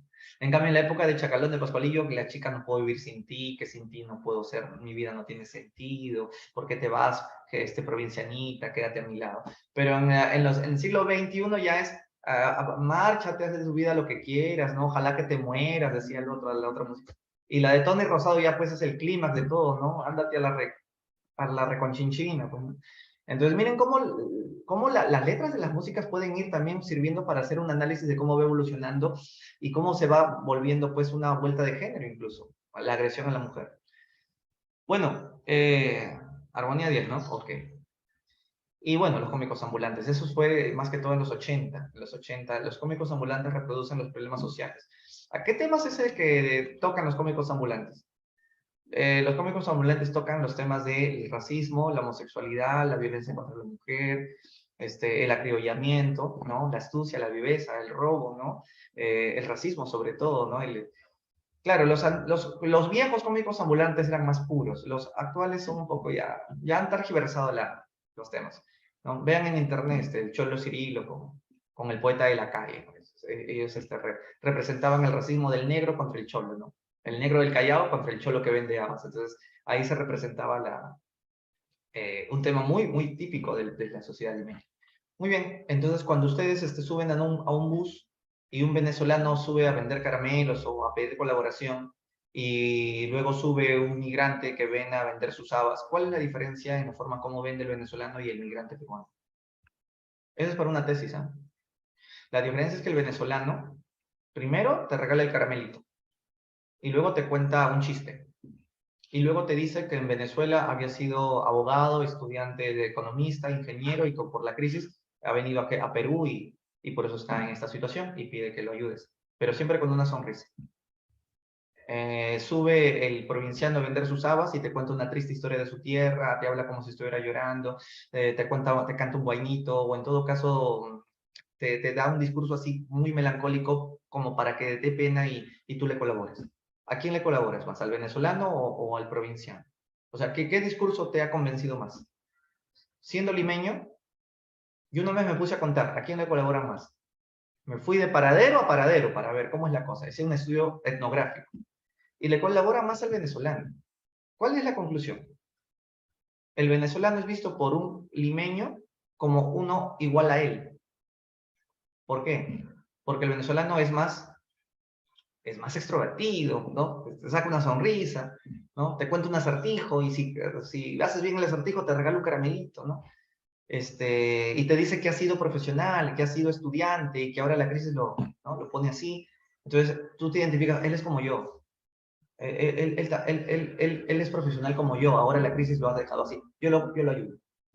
¿No? En cambio, muchos ven que el provinciano da pena, qué triste, no se esfuerza, no estudia, es pobre porque quiere, el venezolano viene a progresar, el provinciano sube al carro para joder, ¿no? Entonces, por eso es que ahora otra estrategia es decir, salió el lurigancho, yo te puedo matar ahorita, pero no te mato, solamente te pido que me compres mis caramelos, ¿no? Yo te puedo meter esta chaveta, te puedo meter un balazo, yo soy el callao, pero yo no te voy a matar, yo vengo a ofrecerte caramelos.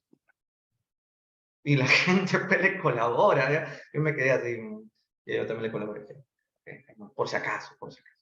Ya, suele pasar, suele pasar. O sea, hay muchas estrategias, ¿no? Hay muchas estrategias.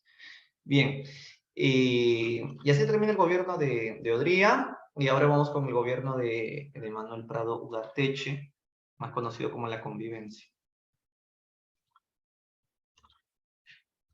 Ya, vamos a ver acá. Otra vez Prado Ugarteche. Bueno, sí, su gobierno se le llama de la convivencia porque hacen un pacto con el APRA, ¿no? Eso seguro algunos ya lo saben. Los apristas le hacen ganar a Prado la presidencia y a cambio de ello, Prado le da la oportunidad de que pueda volver a ser presidente o candidatear en elecciones en el año 62. Esa fue la convivencia pro-pradista. Belaúnde perdió las elecciones en esta, ganó Prado, sin duda, segundo gobierno. Se crea el Comando Conjunto de las Fuerzas Armadas, el Comando Conjunto de las Fuerzas Armadas, y la Marina, la FAB y el Ejército se unifican en un solo comando. También decreta la gratuidad de la secundaria. La secundaria ya era obligatoria desde los años 40, pero no era gratuita. Recién se vuelve gratuita acá. El boom de la industria de la pesca, aunque en el año 64 el Perú tuvo el primer lugar en el mundo de país exportador de harina de pescado, pero Luis Banchero Rossi fue el gran empresario de la pesca. Se crea el CENATI, un instituto que hasta ahora existe. Estaba de moda pues la Revolución Cubana en el año 59, entonces lo que va a pasar es que a Cuba le expulsan de la OEA, Estados Unidos pide que la expulsen a Cuba de la OEA y todos pues los países fueron a sacarla a Cuba de la OEA. Prado también, Prado rompió relaciones con Cuba, pero como Prado no tenía tiempo de ir a la OEA, mandó a su ministro Porras Barrenechea, y Porras fue el único que apoyó a Cuba. El único que apoyó a Cuba, el único ministro que apoyó a Cuba para que no le expulsen a Cuba de la OEA. Entonces, igual expulsaron al final, ¿no? Y Porras renunció. Porras apoyó a Cuba porque era de San Marcos. Luego vino de visita el vicepresidente Richard Nixon y los sanmarquinos no lo dejaron entrar, lo sacaron porque era un imperialista, un norteamericano. San Marcos estaba lleno de estudiantes de izquierda, influenciados por la Revolución Cubana. No había estudiante sanmarquino que no tuviera ganas de cambiar el mundo y no tuviera un polo con la imagen del Che Guevara. El presidente Kennedy pues hizo el programa Alianza para el Progreso, que buscaba con ello evitar que los países latinoamericanos se vuelvan comunistas. Kennedy estaba bastante asustado porque Cuba ya se había vuelto comunista, Chile también se había vuelto comunista con el presidente Allende, y los otros países pobres como Perú, Salvador, Nicaragua también estaban en la misma posibilidad. Entonces lo que hace Kennedy es inyectarle millones de dólares a estos países para que reactiven su economía, ya no haya tanta pobreza, porque mientras menos pobre seas, menos ganas de ser comunista vas a tener. Pero también Kennedy entiende que el Perú está a punto de explotar como comunista porque no hay una reforma agraria. Los indígenas quieren las tierras. Por eso, como parte del programa de, de Alianza para el Progreso, Kennedy propone ayudar, propone que los países hagan una reforma agraria, ¿no? Que estudien esa posibilidad y ayudar con dinero también. Sin embargo, ya era muy tarde, surgieron las guerrillas, fueron los primeros grupos subversivos comunistas que tuvo el Perú en los años 60, como el MIR, el FIR, el ELN, que como dije al inicio, eran guerrillas que nacieron del APRA rebelde, ¿no? Ahora, ¿por qué surgió el APRA rebelde? Porque Haya de la Torre, ¿con quién había hecho un pacto? Como el presidente es Prado, y Prado, o sea, muchos apristas vieron mal que Haya se haya aliado con un Prado. O sea, Haya de la Torre, ¿cómo te puedes haber aliado un pituco como Prado? Prado tiene plata, un aprista es del pueblo, no puede ser amigo de un rico. Entonces, muchos apristas, decepcionados con la actitud de Haya de la Torre, decidieron desafiliarse del APRA y formar su propia APRA, el APRA Rebelde. El APRA Rebelde, digamos, es un APRA más izquierdista, más comunista. Y estos fueron los que crearon el MIR, el Movimiento de Izquierda Revolucionaria, que se lanzaron al Cusco y tomaron las armas y buscaban la reforma agraria bajo el lema Tierra o muerte venceremos, inspiración cubana. Llega el año 62, se dan las famosas elecciones, y en estas famosas elecciones del año 62, pues Haya de la Torre puede participar, como ya había sido el trato de la convivencia con Prado. Pero como ven en las elecciones, ganó Haya de la Torre, pero en realidad no ganó, porque con la cantidad de votos que había obtenido, tenía que haber sacado el 33% de los votos válidos, y con la cantidad, haciendo un porcentaje, salía el 32.9. Entonces no llegó al 33. Al no alcanzar ninguno, el 33%, y como en esa época no existe la jugada de la segunda vuelta, tenías que alcanzar el tercio de todos los votos válidos, y no se había llegado al tercio, ninguno alcanzó el 33, el Congreso tendría que elegir entre uno de los tres.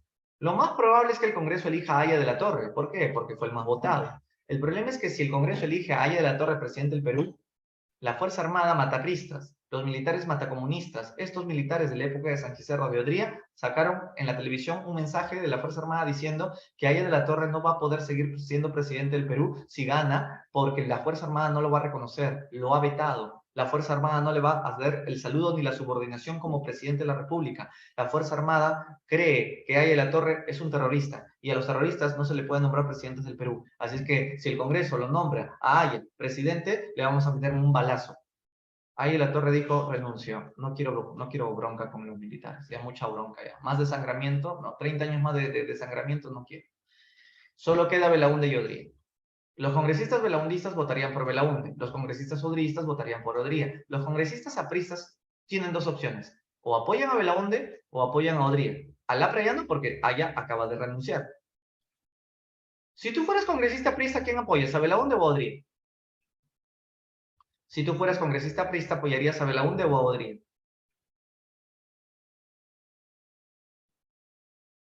A Belaúnde, ¿verdad? A Odría no, porque Odría mataba apristas en el ochenio. ¿Qué hizo Haya de la Torre? Le pide a los congresistas apristas, apoyen a Odría, apoyen a mi peor enemigo, que gane mi peor enemigo. No lo podíamos creer. ¿Qué has hecho, Haya de la Torre? Te has aliado a tu peor enemigo. Se forma la coalición APRA 1. Profesor, ¿me puede explicar qué pasó? ¿Por qué Haya traicionó sus ideas?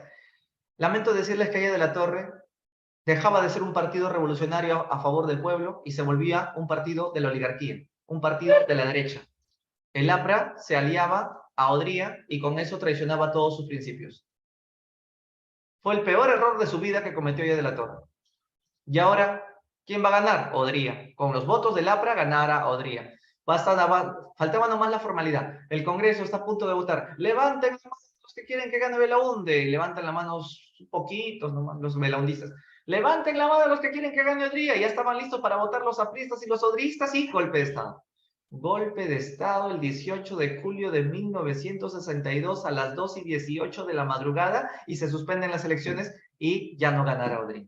El golpe de Estado lo hicieron los militares del Comando Conjunto de las Fuerzas Armadas, liderados por los militares del CAEM. Ahí está el recuerdo del CAEM, los militares que quieren hacer cambios a favor de los pobres. ¿Es un golpe distinto a todos los golpes de Estado? ¿En qué sentido? Es que normalmente cuando nosotros hablamos de un golpe de Estado, hablamos de un militar que ha liderado el golpe. Pero en este caso no es un golpe hecho por un caudillo. Es un golpe planeado por todo el ejército, por toda la marina, por toda la FAP, o sea, por el comando conjunto. Es un gobierno, es un golpe institucional. Golpe institucional significa de que no lo lidera un caudillo, como en tiempos de Sánchez Cerro, en tiempos de Castilla, ¿no? Que eran caudillos, que no tenían ningún comando conjunto que los apoye, ¿no? En este caso es un golpe que busca hacer cambios a favor de los pobres. Es un golpe no para seguir reproduciendo a los de la oligarquía y apoyándolos como Rodrigo Sánchez Cerro, es un golpe del CAEM, ¿no? Entonces, es un golpe distinto que se hace para evitar que Odría sea presidente, porque si Odría volvía a ser presidente, otra vez matanza priistas y comunistas, otra vez gobiernos para los de arriba y ninguna reforma para los de abajo. De esa manera, Chao Prado, ahí están algunas guerrillas, imágenes de guerrilleros, y entra la Junta Militar de Ricardo Pérez Godoy y Lindley, que son del CAEM. 6 meses nomás, en total un año duró la Junta Militar. La Junta Militar finalmente no se anima a hacer la reforma agraria, cuando era pues su intención. No se anima a hacer la reforma agraria porque consideró que la reforma agraria lo tendría que hacer un hombre elegido en elecciones, y ese hombre tenía que ser Fernando Belaúnde, elegido en elecciones, un hombre civil, y eso es lo más democrático, que la reforma agraria la haga un civil. Los militares le dijeron, Belaúnde, ya les dijimos al pueblo que voten por ti, ya votaron por ti, ya ganaste, ahora haz la reforma. Es la orden de los militares del CAI. Está bien, Gallardo, correligionarios de Acción Popular, mi partido, haré la reforma. Entonces llega Belaúnde y le dice al Congreso, señores congresistas, propongo la ley de reforma agraria, ¿qué dicen? Y el Congreso dice, Nica, never, manan, no va, no procede. El Congreso era opositor a Belaúnde. Belaúnde no tenía mayoría en el Congreso. El Congreso estaba lleno de apristas y de odristas, todos ellos hacendados, dueños de tierras. Y los apristas ya habían traicionado sus ideas y estaban con Odría. Entonces no va a haber reforma agraria. Belaúnde contuvo las guerrillas, pidiéndole a la Fuerza Aérea que tiren napal, el químico de la guerra de Vietnam, y mataron a las guerrillas del Cusco. Ahí murió Luis de la Puente Uceda, y bueno, Hugo Blanco se salvó, Héctor Béjar se salvó, por eso terminó siendo profesor de San Marcos. Hoy día enseña es un curso que se llama La democracia en el Perú. Alucinante ese curso que enseña Héctor Béjar en la maestría. El curso La democracia en el Perú, ¿no? Sí, algunos derechistas dirán, ¿qué demócrata es Héctor Béjar? Si ha sido un guerrillero. Para Beto Ortiz ha sido un terrorista. Bueno, lo que hace también Belaúnde es crear el sistema de cooperación popular. Con el sistema de cooperación popular, lo que va a hacer Belaúnde es darle a los pobres todas las herramientas para que ellos mismos decidan cómo quieren que haga su colegio, su hospital, que el pueblo lo haga, así como el tiempo de la Minca, el tiempo de los ayos, ellos son los que saben, porque es que si el Estado hace un colegio y sin consultarle a la población cómo quieren que sea su colegio, no es una buena obra pública, ¿no? Una vez una profesora de un curso que llevé nos contaba, politóloga ella, que descubrió, pues cuando viajó a la sierra, que el Estado había hecho un colegio en un caserío al lado del río. Al lado del río. Y la fregada era que cuando el río tenía sus crecidas, inundaba todo el colegio. O sea, el Estado era tan incapaz de no haber tenido el tino de que no puedes hacer un colegio en la orilla de un río, ¿no? Entonces los niños en plena clase nadando, pues. Entonces, por eso es que Belaúnde considera de que lo que mejor es que sea el pueblo el que diga dónde quieren su colegio, cómo lo quieren, cuántos pisos quieren y qué cursos quieren tener. Porque puede que ellos no necesiten aprender mucha matemática, tal vez lo que necesitan son cursos de agronomía, porque ellos van a ser empresarios agrícolas, o van a ser exportadores, o van a vender sus productos en Lima, o quieren pues hacer su dinero en base pues a sus chacras. Entonces, que ellos decidan. Incluso Belaúnde no ponía la placa, el gobierno lo hizo. En la placa de inauguración decía, el pueblo lo hizo. Y ese es el programa de cooperación popular. Bien, como no había reforma agraria, los indígenas empezaban a tomar las tierras. Ahora sí, no aguantaban más. En cualquier momento explota, ¡pum! Y este país termina pues haciendo que el comunismo llegue al poder. Acuérdate que las guerrillas en cualquier momento resucitan. Entonces los campesinos tomarían las tierras, empezaban ya a tomar las tierras. ¿Qué haremos reforma agraria si no tierra o muerte? Por eso es que Belaúnde vuelve al Congreso. Señores congresistas, hay que hacer la reforma agraria porque si no los campesinos van a explotar junto con el comunismo de las guerrillas. El Congreso dijo, ya está bien, hagamos la reforma agraria, pero con una condición, Belaúnde, que solamente expropies las haciendas de la sierra, no choques con las de la costa. ¿Y por qué con la costa no? Porque en la costa están mis tierras, pues Belaúnde. Yo soy dueño de la hacienda de azúcar y algodón de Lambayeque, ¿no? Y es de mi compadre Grañi Montero. No vamos a chocar con los Larcos, con los del Meister, con los Grañi. Así es que solamente expropia, y no todas las haciendas de la sierra, solamente las improductivas. Solo las improductivas. Mucha mejor no hagas ninguna reforma agraria. Promulgó una parcial y diminuta reforma agraria a Belaúnde. Por eso es que Velasco finalmente le hace el golpe y el Velasco finalmente hizo la verdadera reforma agraria. Ya lo dije, Marcos, hacer la reforma agraria. El objetivo de las guerrillas de los 60 es hacer la reforma agraria inspirado en la Revolución Cubana, porque Cuba hizo su reforma agraria con Fidel Castro. Y tenían como foco de operaciones el Cusco. ¿Ya? Por ejemplo, Hugo Blanco, aunque él lo ha negado, pero dicen los libros de historia que Hugo Blanco asaltaba bancos para poder usar ese dinero para financiar la guerrilla y continuar pues pidiendo la toma de tierras y todo lo demás, ¿no? Sobre la historia de las guerrillas hay un libro bien bacán que me leí de Gustavo Sordain, el papá de Augusto Sordain, que se llama Los prodigiosos años 60. A ver si van a Amazonas y lo encuentran, le va a gustar mucho. Los prodigiosos años 60, y te habla de las guerrillas y muchas otras cosas más. Y si no, todo lo puedes encontrar también en el tomo 2 del libro de presidentes, ¿cómo se llama este autor? Frank Samaniego. Él también te habla ahí, un capítulo especial de las guerrillas de los años 60. El tomo 2 de presidentes del Perú. Ahí también lo dice. Entonces, como él era un arquitecto, construyó la carretera marginal de la selva, también se hizo el aeropuerto Jorge Chávez, la residencia de San Felipe, como arquitecto quería pues que hayan puntos habitacionales, la carretera marginal de la selva, así como tenemos una panamericana, también que haya una en la selva, hasta que estalló el escándalo de la página 11, pero antes de eso se restituyen las elecciones municipales, es una buena noticia, porque antes el alcalde era elegido por el presidente a dedo, pero ahora ya no, ahora elecciones municipales, elegiremos al alcalde de Lima por votos. Y el escándalo de la página 11 se da con la IPC. La International Petroleum Company nos devuelve todos los pozos petroleros. Belaúnde, no me digas cómo los convenció, pero los convenció. La IPC nos devuelve todos los pozos petroleros que tenían explotando casi 80 años atrás, pero solo se quedarán con el pozo de Talara. Entonces, como se quedarán solo con el pozo de Talara, se firmó el acta de Talara, que tenía 11 páginas. La página 11 era la más importante, no solamente porque estaban las conclusiones y las firmas finales del presidente Belaúnde y del presidente de la IPC, sino también la página 11 era la más importante porque además ahí estaba el precio del petróleo que el Perú le vendía a la IPC para que la IPC lo refine y nos los devuelva. Repito, ahí estaba apuntado a qué precio le estábamos vendiendo el petróleo crudo a la IPC para que la IPC lo refine y nos los pueda vender para poder meterlo a los autos. Porque el Perú no sabía refinar su petróleo, no tiene la tecnología como tienen los gringos. Entonces, si tú sacas petróleo crudo del subsuelo y le metes a tu automóvil, ya lo malograste. Tienes que refinar ese petróleo. Entonces, ¿a cuánto le estábamos vendiendo el crudo a los de la IPC? ¿A un precio DIN o a un precio bien ganga? En la página 11. Pero vamos a buscar a cuánto, no vaya a ser que Belaúnde es un corrupto y le estaba regalando el petróleo prácticamente. Y la página 11 no estaba. Se notaba que alguien la había arrancado. Belaúnde, tú arrancaste la página, yo no hice nada. Belaúnde, ¿quién arrancó la página? No lo sé. Belaúnde, eres un corrupto. Pruebas. La página 11 está. Pero tú la escondiste. Yo no la escondí. Tal vez ni siquiera existió la página 11. O verdad, puede que la página 11 ni siquiera haya existido. Al final nos estamos matando por una página que tal vez nunca existió. Pero la cosa es que ya Belaúnde estaba palteado.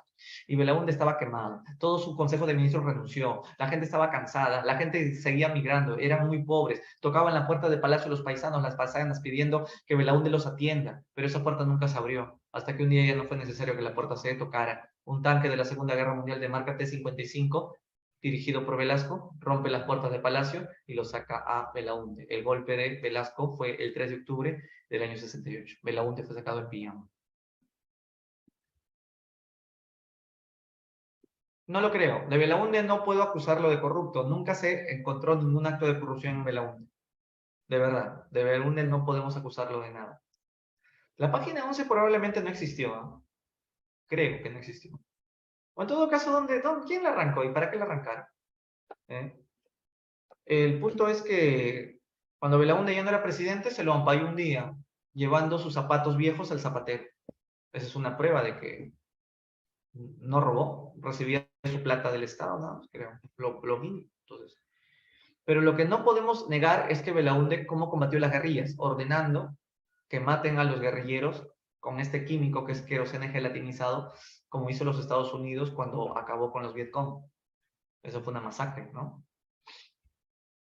Y eso es algo que la historia no lo quiere recordar, para que no quede manchado la hoja de vida del arquitecto Belaúnde. Que en paz descanse, por supuesto. Con esto hemos terminado la clase y vamos a las preguntas.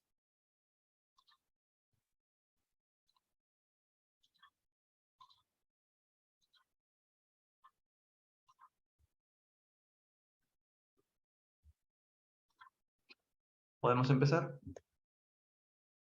Número 1.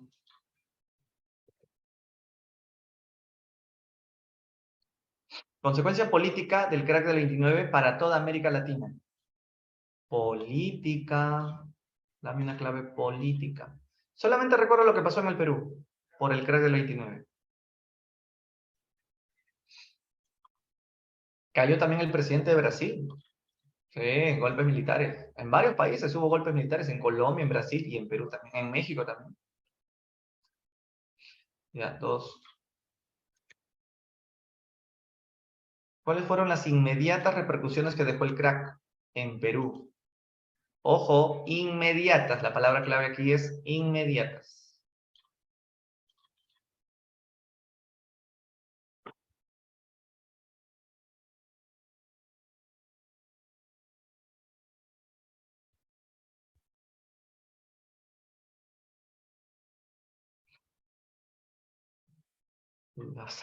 La D, la B o la C. Ok, a ver. Inmediatas. ¿Qué es lo que inmediatamente ocurre cuando se da el crack? Los préstamos dejaron de llegar. Dejan de llegar los préstamos. Si ya no hay préstamos, entonces ya no hay obras. Si ya no hay obras, no hay trabajo. Si no hay trabajo, hay desempleo. Y encima Conchudo Leguía dijo, quiero volver a ser presidente. Estas son las inmediatas repercusiones. Primero, la reducción de préstamos, y esto genera lo otro. Crisis fiscal, porque si no hay préstamos, no hay trabajo y ya no hay gente que pague impuestos. 3. ¿Quién fue el intelectual que colaboró en la Universidad Popular, fundada por el APRA, y en varias publicaciones donde hasta socialistas e indigenistas confrontaban sus ideas? Es Mariátegui, ¿no? Mariátegui era amigo de Haya de la Torre al inicio, por eso colaboraba con sus revistas, sus publicaciones. Intelectual, autodidacta. Haya de la Torre no fue autodidacta, Haya de la Torre estudió en la Universidad de Trujillo y en San Marcos. Mariátegui era tan pobre que tuvo que aprender a leer y escribir solito, todo lo aprendió solito, leyendo. Si Mariátegui hubiese sido peruano de la época, de hoy, no estaría en ninguna academia. Él por su cuenta estaría preparándose en su casa. Autodidacta es eso. 4. Durante el oncenio de Leguía, los fenómenos sociales de mayor significación, ¿cuáles fueron? Fenómenos sociales de mayor significación.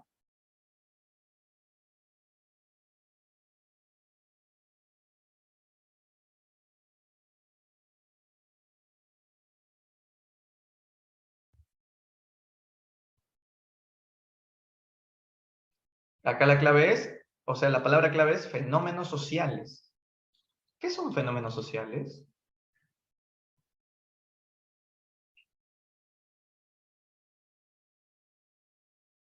Los que dijeron la E, puede ser expansión de sectores medios, es un fenómeno social porque el sector medio estaba marginado, está bien, pero la migración recién con Odría empieza a tener fuerza, no tanto con Leguía. La E queda descartada. ¿Otra que dijeron?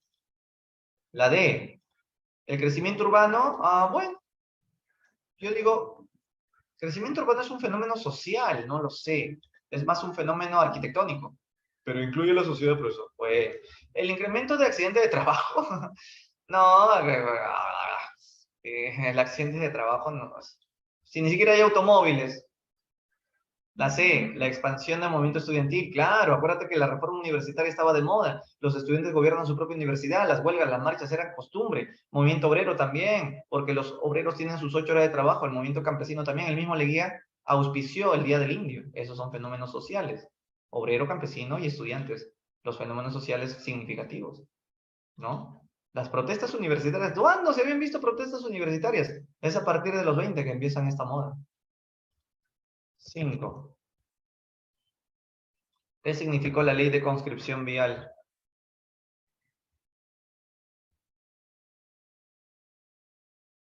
El trapecio amazónico y los territorios comprendidos entre el río Putumayo y el río Caquetá, Denise.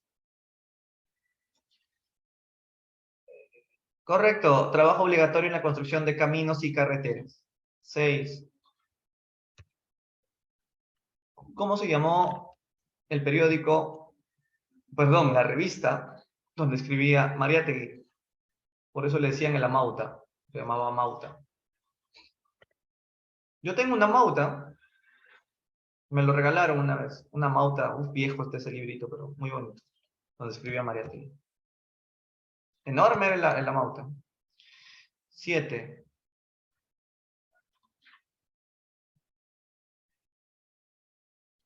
Leguía favoreció la Peruvian Corporation porque le dio para siempre la explotación de qué? Para siempre, ya no por 66 años, sino para siempre. ¿Qué cosa?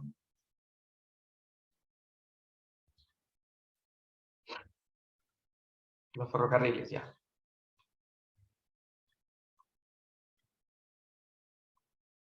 8. ¿Qué ocasionó el crack en el Perú?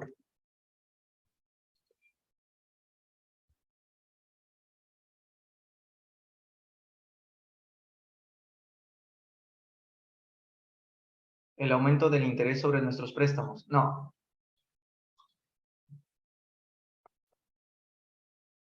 Otra. Sí, la sé. Quebraron nuestros bancos, el Banco de Perú y Londres, el Banco Alemán, todos los bancos que había creado Pirola. Y creó nuestra bolsa de valores de Lima. No te está hablando de la de Nueva York. Lima que tiene una bolsa de valores que fue creada por un tal Payán en el gobierno de Pirola. 9. ¿En qué gobierno se firmó el Laudo de París para entregarle a la IPC el suelo y el subsuelo y que sigan pagando una porquería de impuesto al año? Sin duda, el gobierno de Lejía. 10.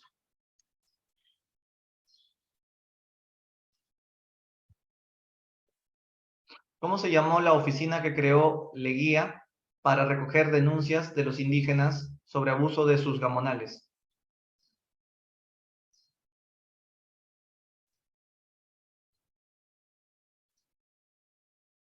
Él creó una sección de asuntos indígenas. La oficina de asuntos indígenas, simplemente. 11. ¿Cuál era la orientación política económica de Leguía?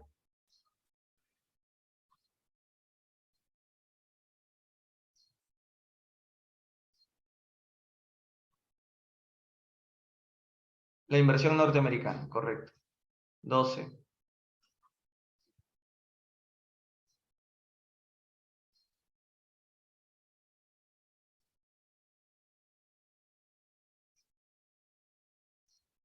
En los 30, la política peruana se caracterizó por la ¿qué?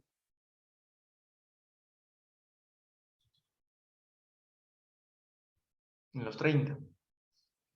Los presidentes de los años 30 gobernaban en beneficio de quiénes?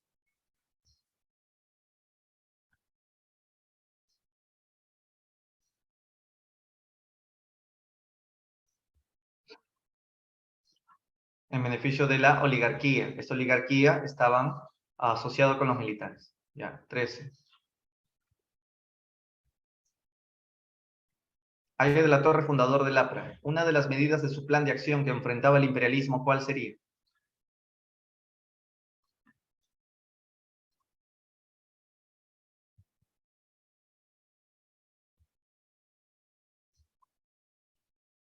Correcto, estatizar tierras e industrias es una forma de votar a los gringos de acá.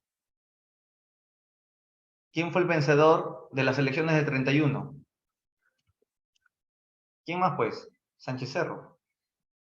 El Jurado Nacional de Elecciones ya había existido. Recién en esta elección existe el Jurado Nacional de Elecciones, por eso las elecciones fueron limpias y transparentes. ¿De qué manera Sánchez Cerro asumió el poder en el año 31 entonces?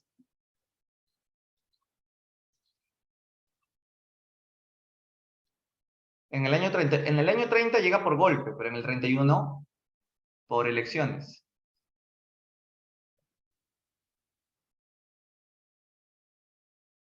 Sí, Roger, va por ahí. En realidad es complejo la diferencia. Estatizar y nacionalizar. Cuando estatizas, aún no votas al extranjero. Cuando nacionalizas, sí ya los votaste. Cuando estatizas, el extranjero sigue, pero el extranjero tiene que darle la producción al Perú, pero se queda aquí todavía trabajando. Cuando nacionalizas, ya lo votas para siempre. Esa es la diferencia. Nacionalizar es más radical que estatizar. Ya, Sánchez Cerro asume la presidencia de la República mediante elecciones. Algo positivo del protocolo de Río de Janeiro fue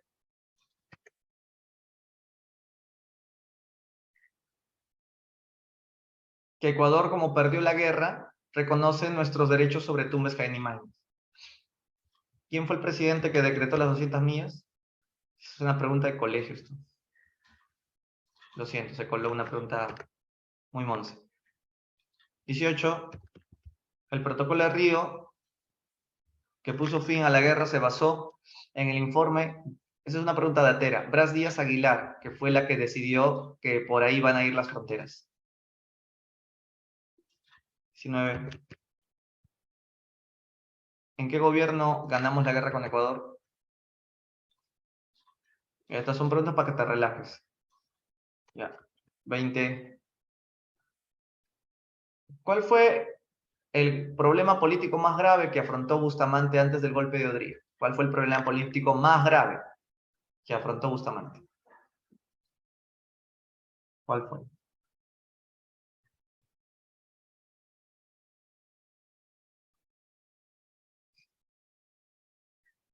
¿Cuál fue? No, lo más grave es que los apristas se sublevaron en el Callao y le estaban cocinando un golpe de Estado, ¿no? Con apoyo de la Marina. Ya. La participación política de la mujer mediante el derecho al sufragio se ejerció en el gobierno de Odría. Claro, la ley lo dio Odría. ¿Qué presidente fundó el CAEM? Centro de Altos Estudios Militares, Odría. Los militares son los que, estos militares quieren hacer cambios a favor del pueblo. Odría tuvo una bonanza económica. ¿Esto fue gracias a qué?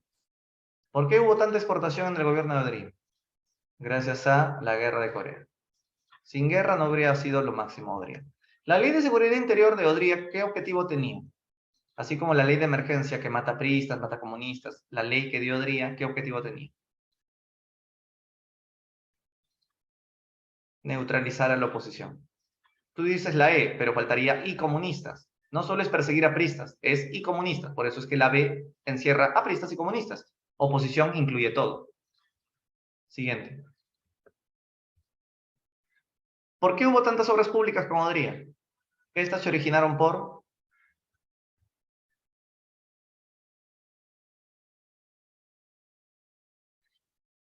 el aumento de las exportaciones por la guerra de Corea. Durante el gobierno de Odría hubo auge económico. Este auge se debió a lo mismo, guerra de Corea, crecimiento de exportaciones. Vamos a ver el siguiente afiche. Vemos un aprista incendiando la pradera. Vemos un militar que está agarrando del cuello a la aprista y en su escudo tiene la imagen del cristianismo, de una familia feliz y de un patriotismo, un escudo nacional. Al parecer, este afiche fue hecho por Odría y está agarrando a la aprista. Entonces, los apristas en esa época son considerados fascistas porque son terroristas. ¿Verdadero o falso sobre lo que trata de dar a entender ese afiche? El militarismo genera inestabilidad política y destrucción en el Perú. No, el afiche no busca dar entender eso, sino de que el militarismo combate el terrorismo aprista. Falso. Los militares defienden los valores de la familia, la religión y la patria. Eso sí, por eso es que en el escudo tiene esos dibujitos de cristianismo, familia. Los peruanos, la iglesia y el ejército veían al fascismo como su enemigo. En ese caso el fascismo sería el APRA. No el fascismo de Mussolini, sino habrían puesto una cara de Mussolini acá o una cara de Hitler, no de un peruano que dice acá APRA, ¿no? Entonces la clave es dedo, falso, B y B. Y se acabó la práctica. A ver, no sé si es cierto lo que voy a decir. ¿Ya no va a haber más clase? Todavía queda una más, ¿no? Una más, ya. Entonces nos veremos la próxima semana con nuestra última clase, donde haremos hasta Fujimori, la semana número 11. Sí, muy bien. Nos vemos hasta la próxima semana entonces. Vengan repasando los temas finales y terminaremos nuestro ciclo de esa manera. Nos vemos la próxima entonces. Los dejo. Chao a todos.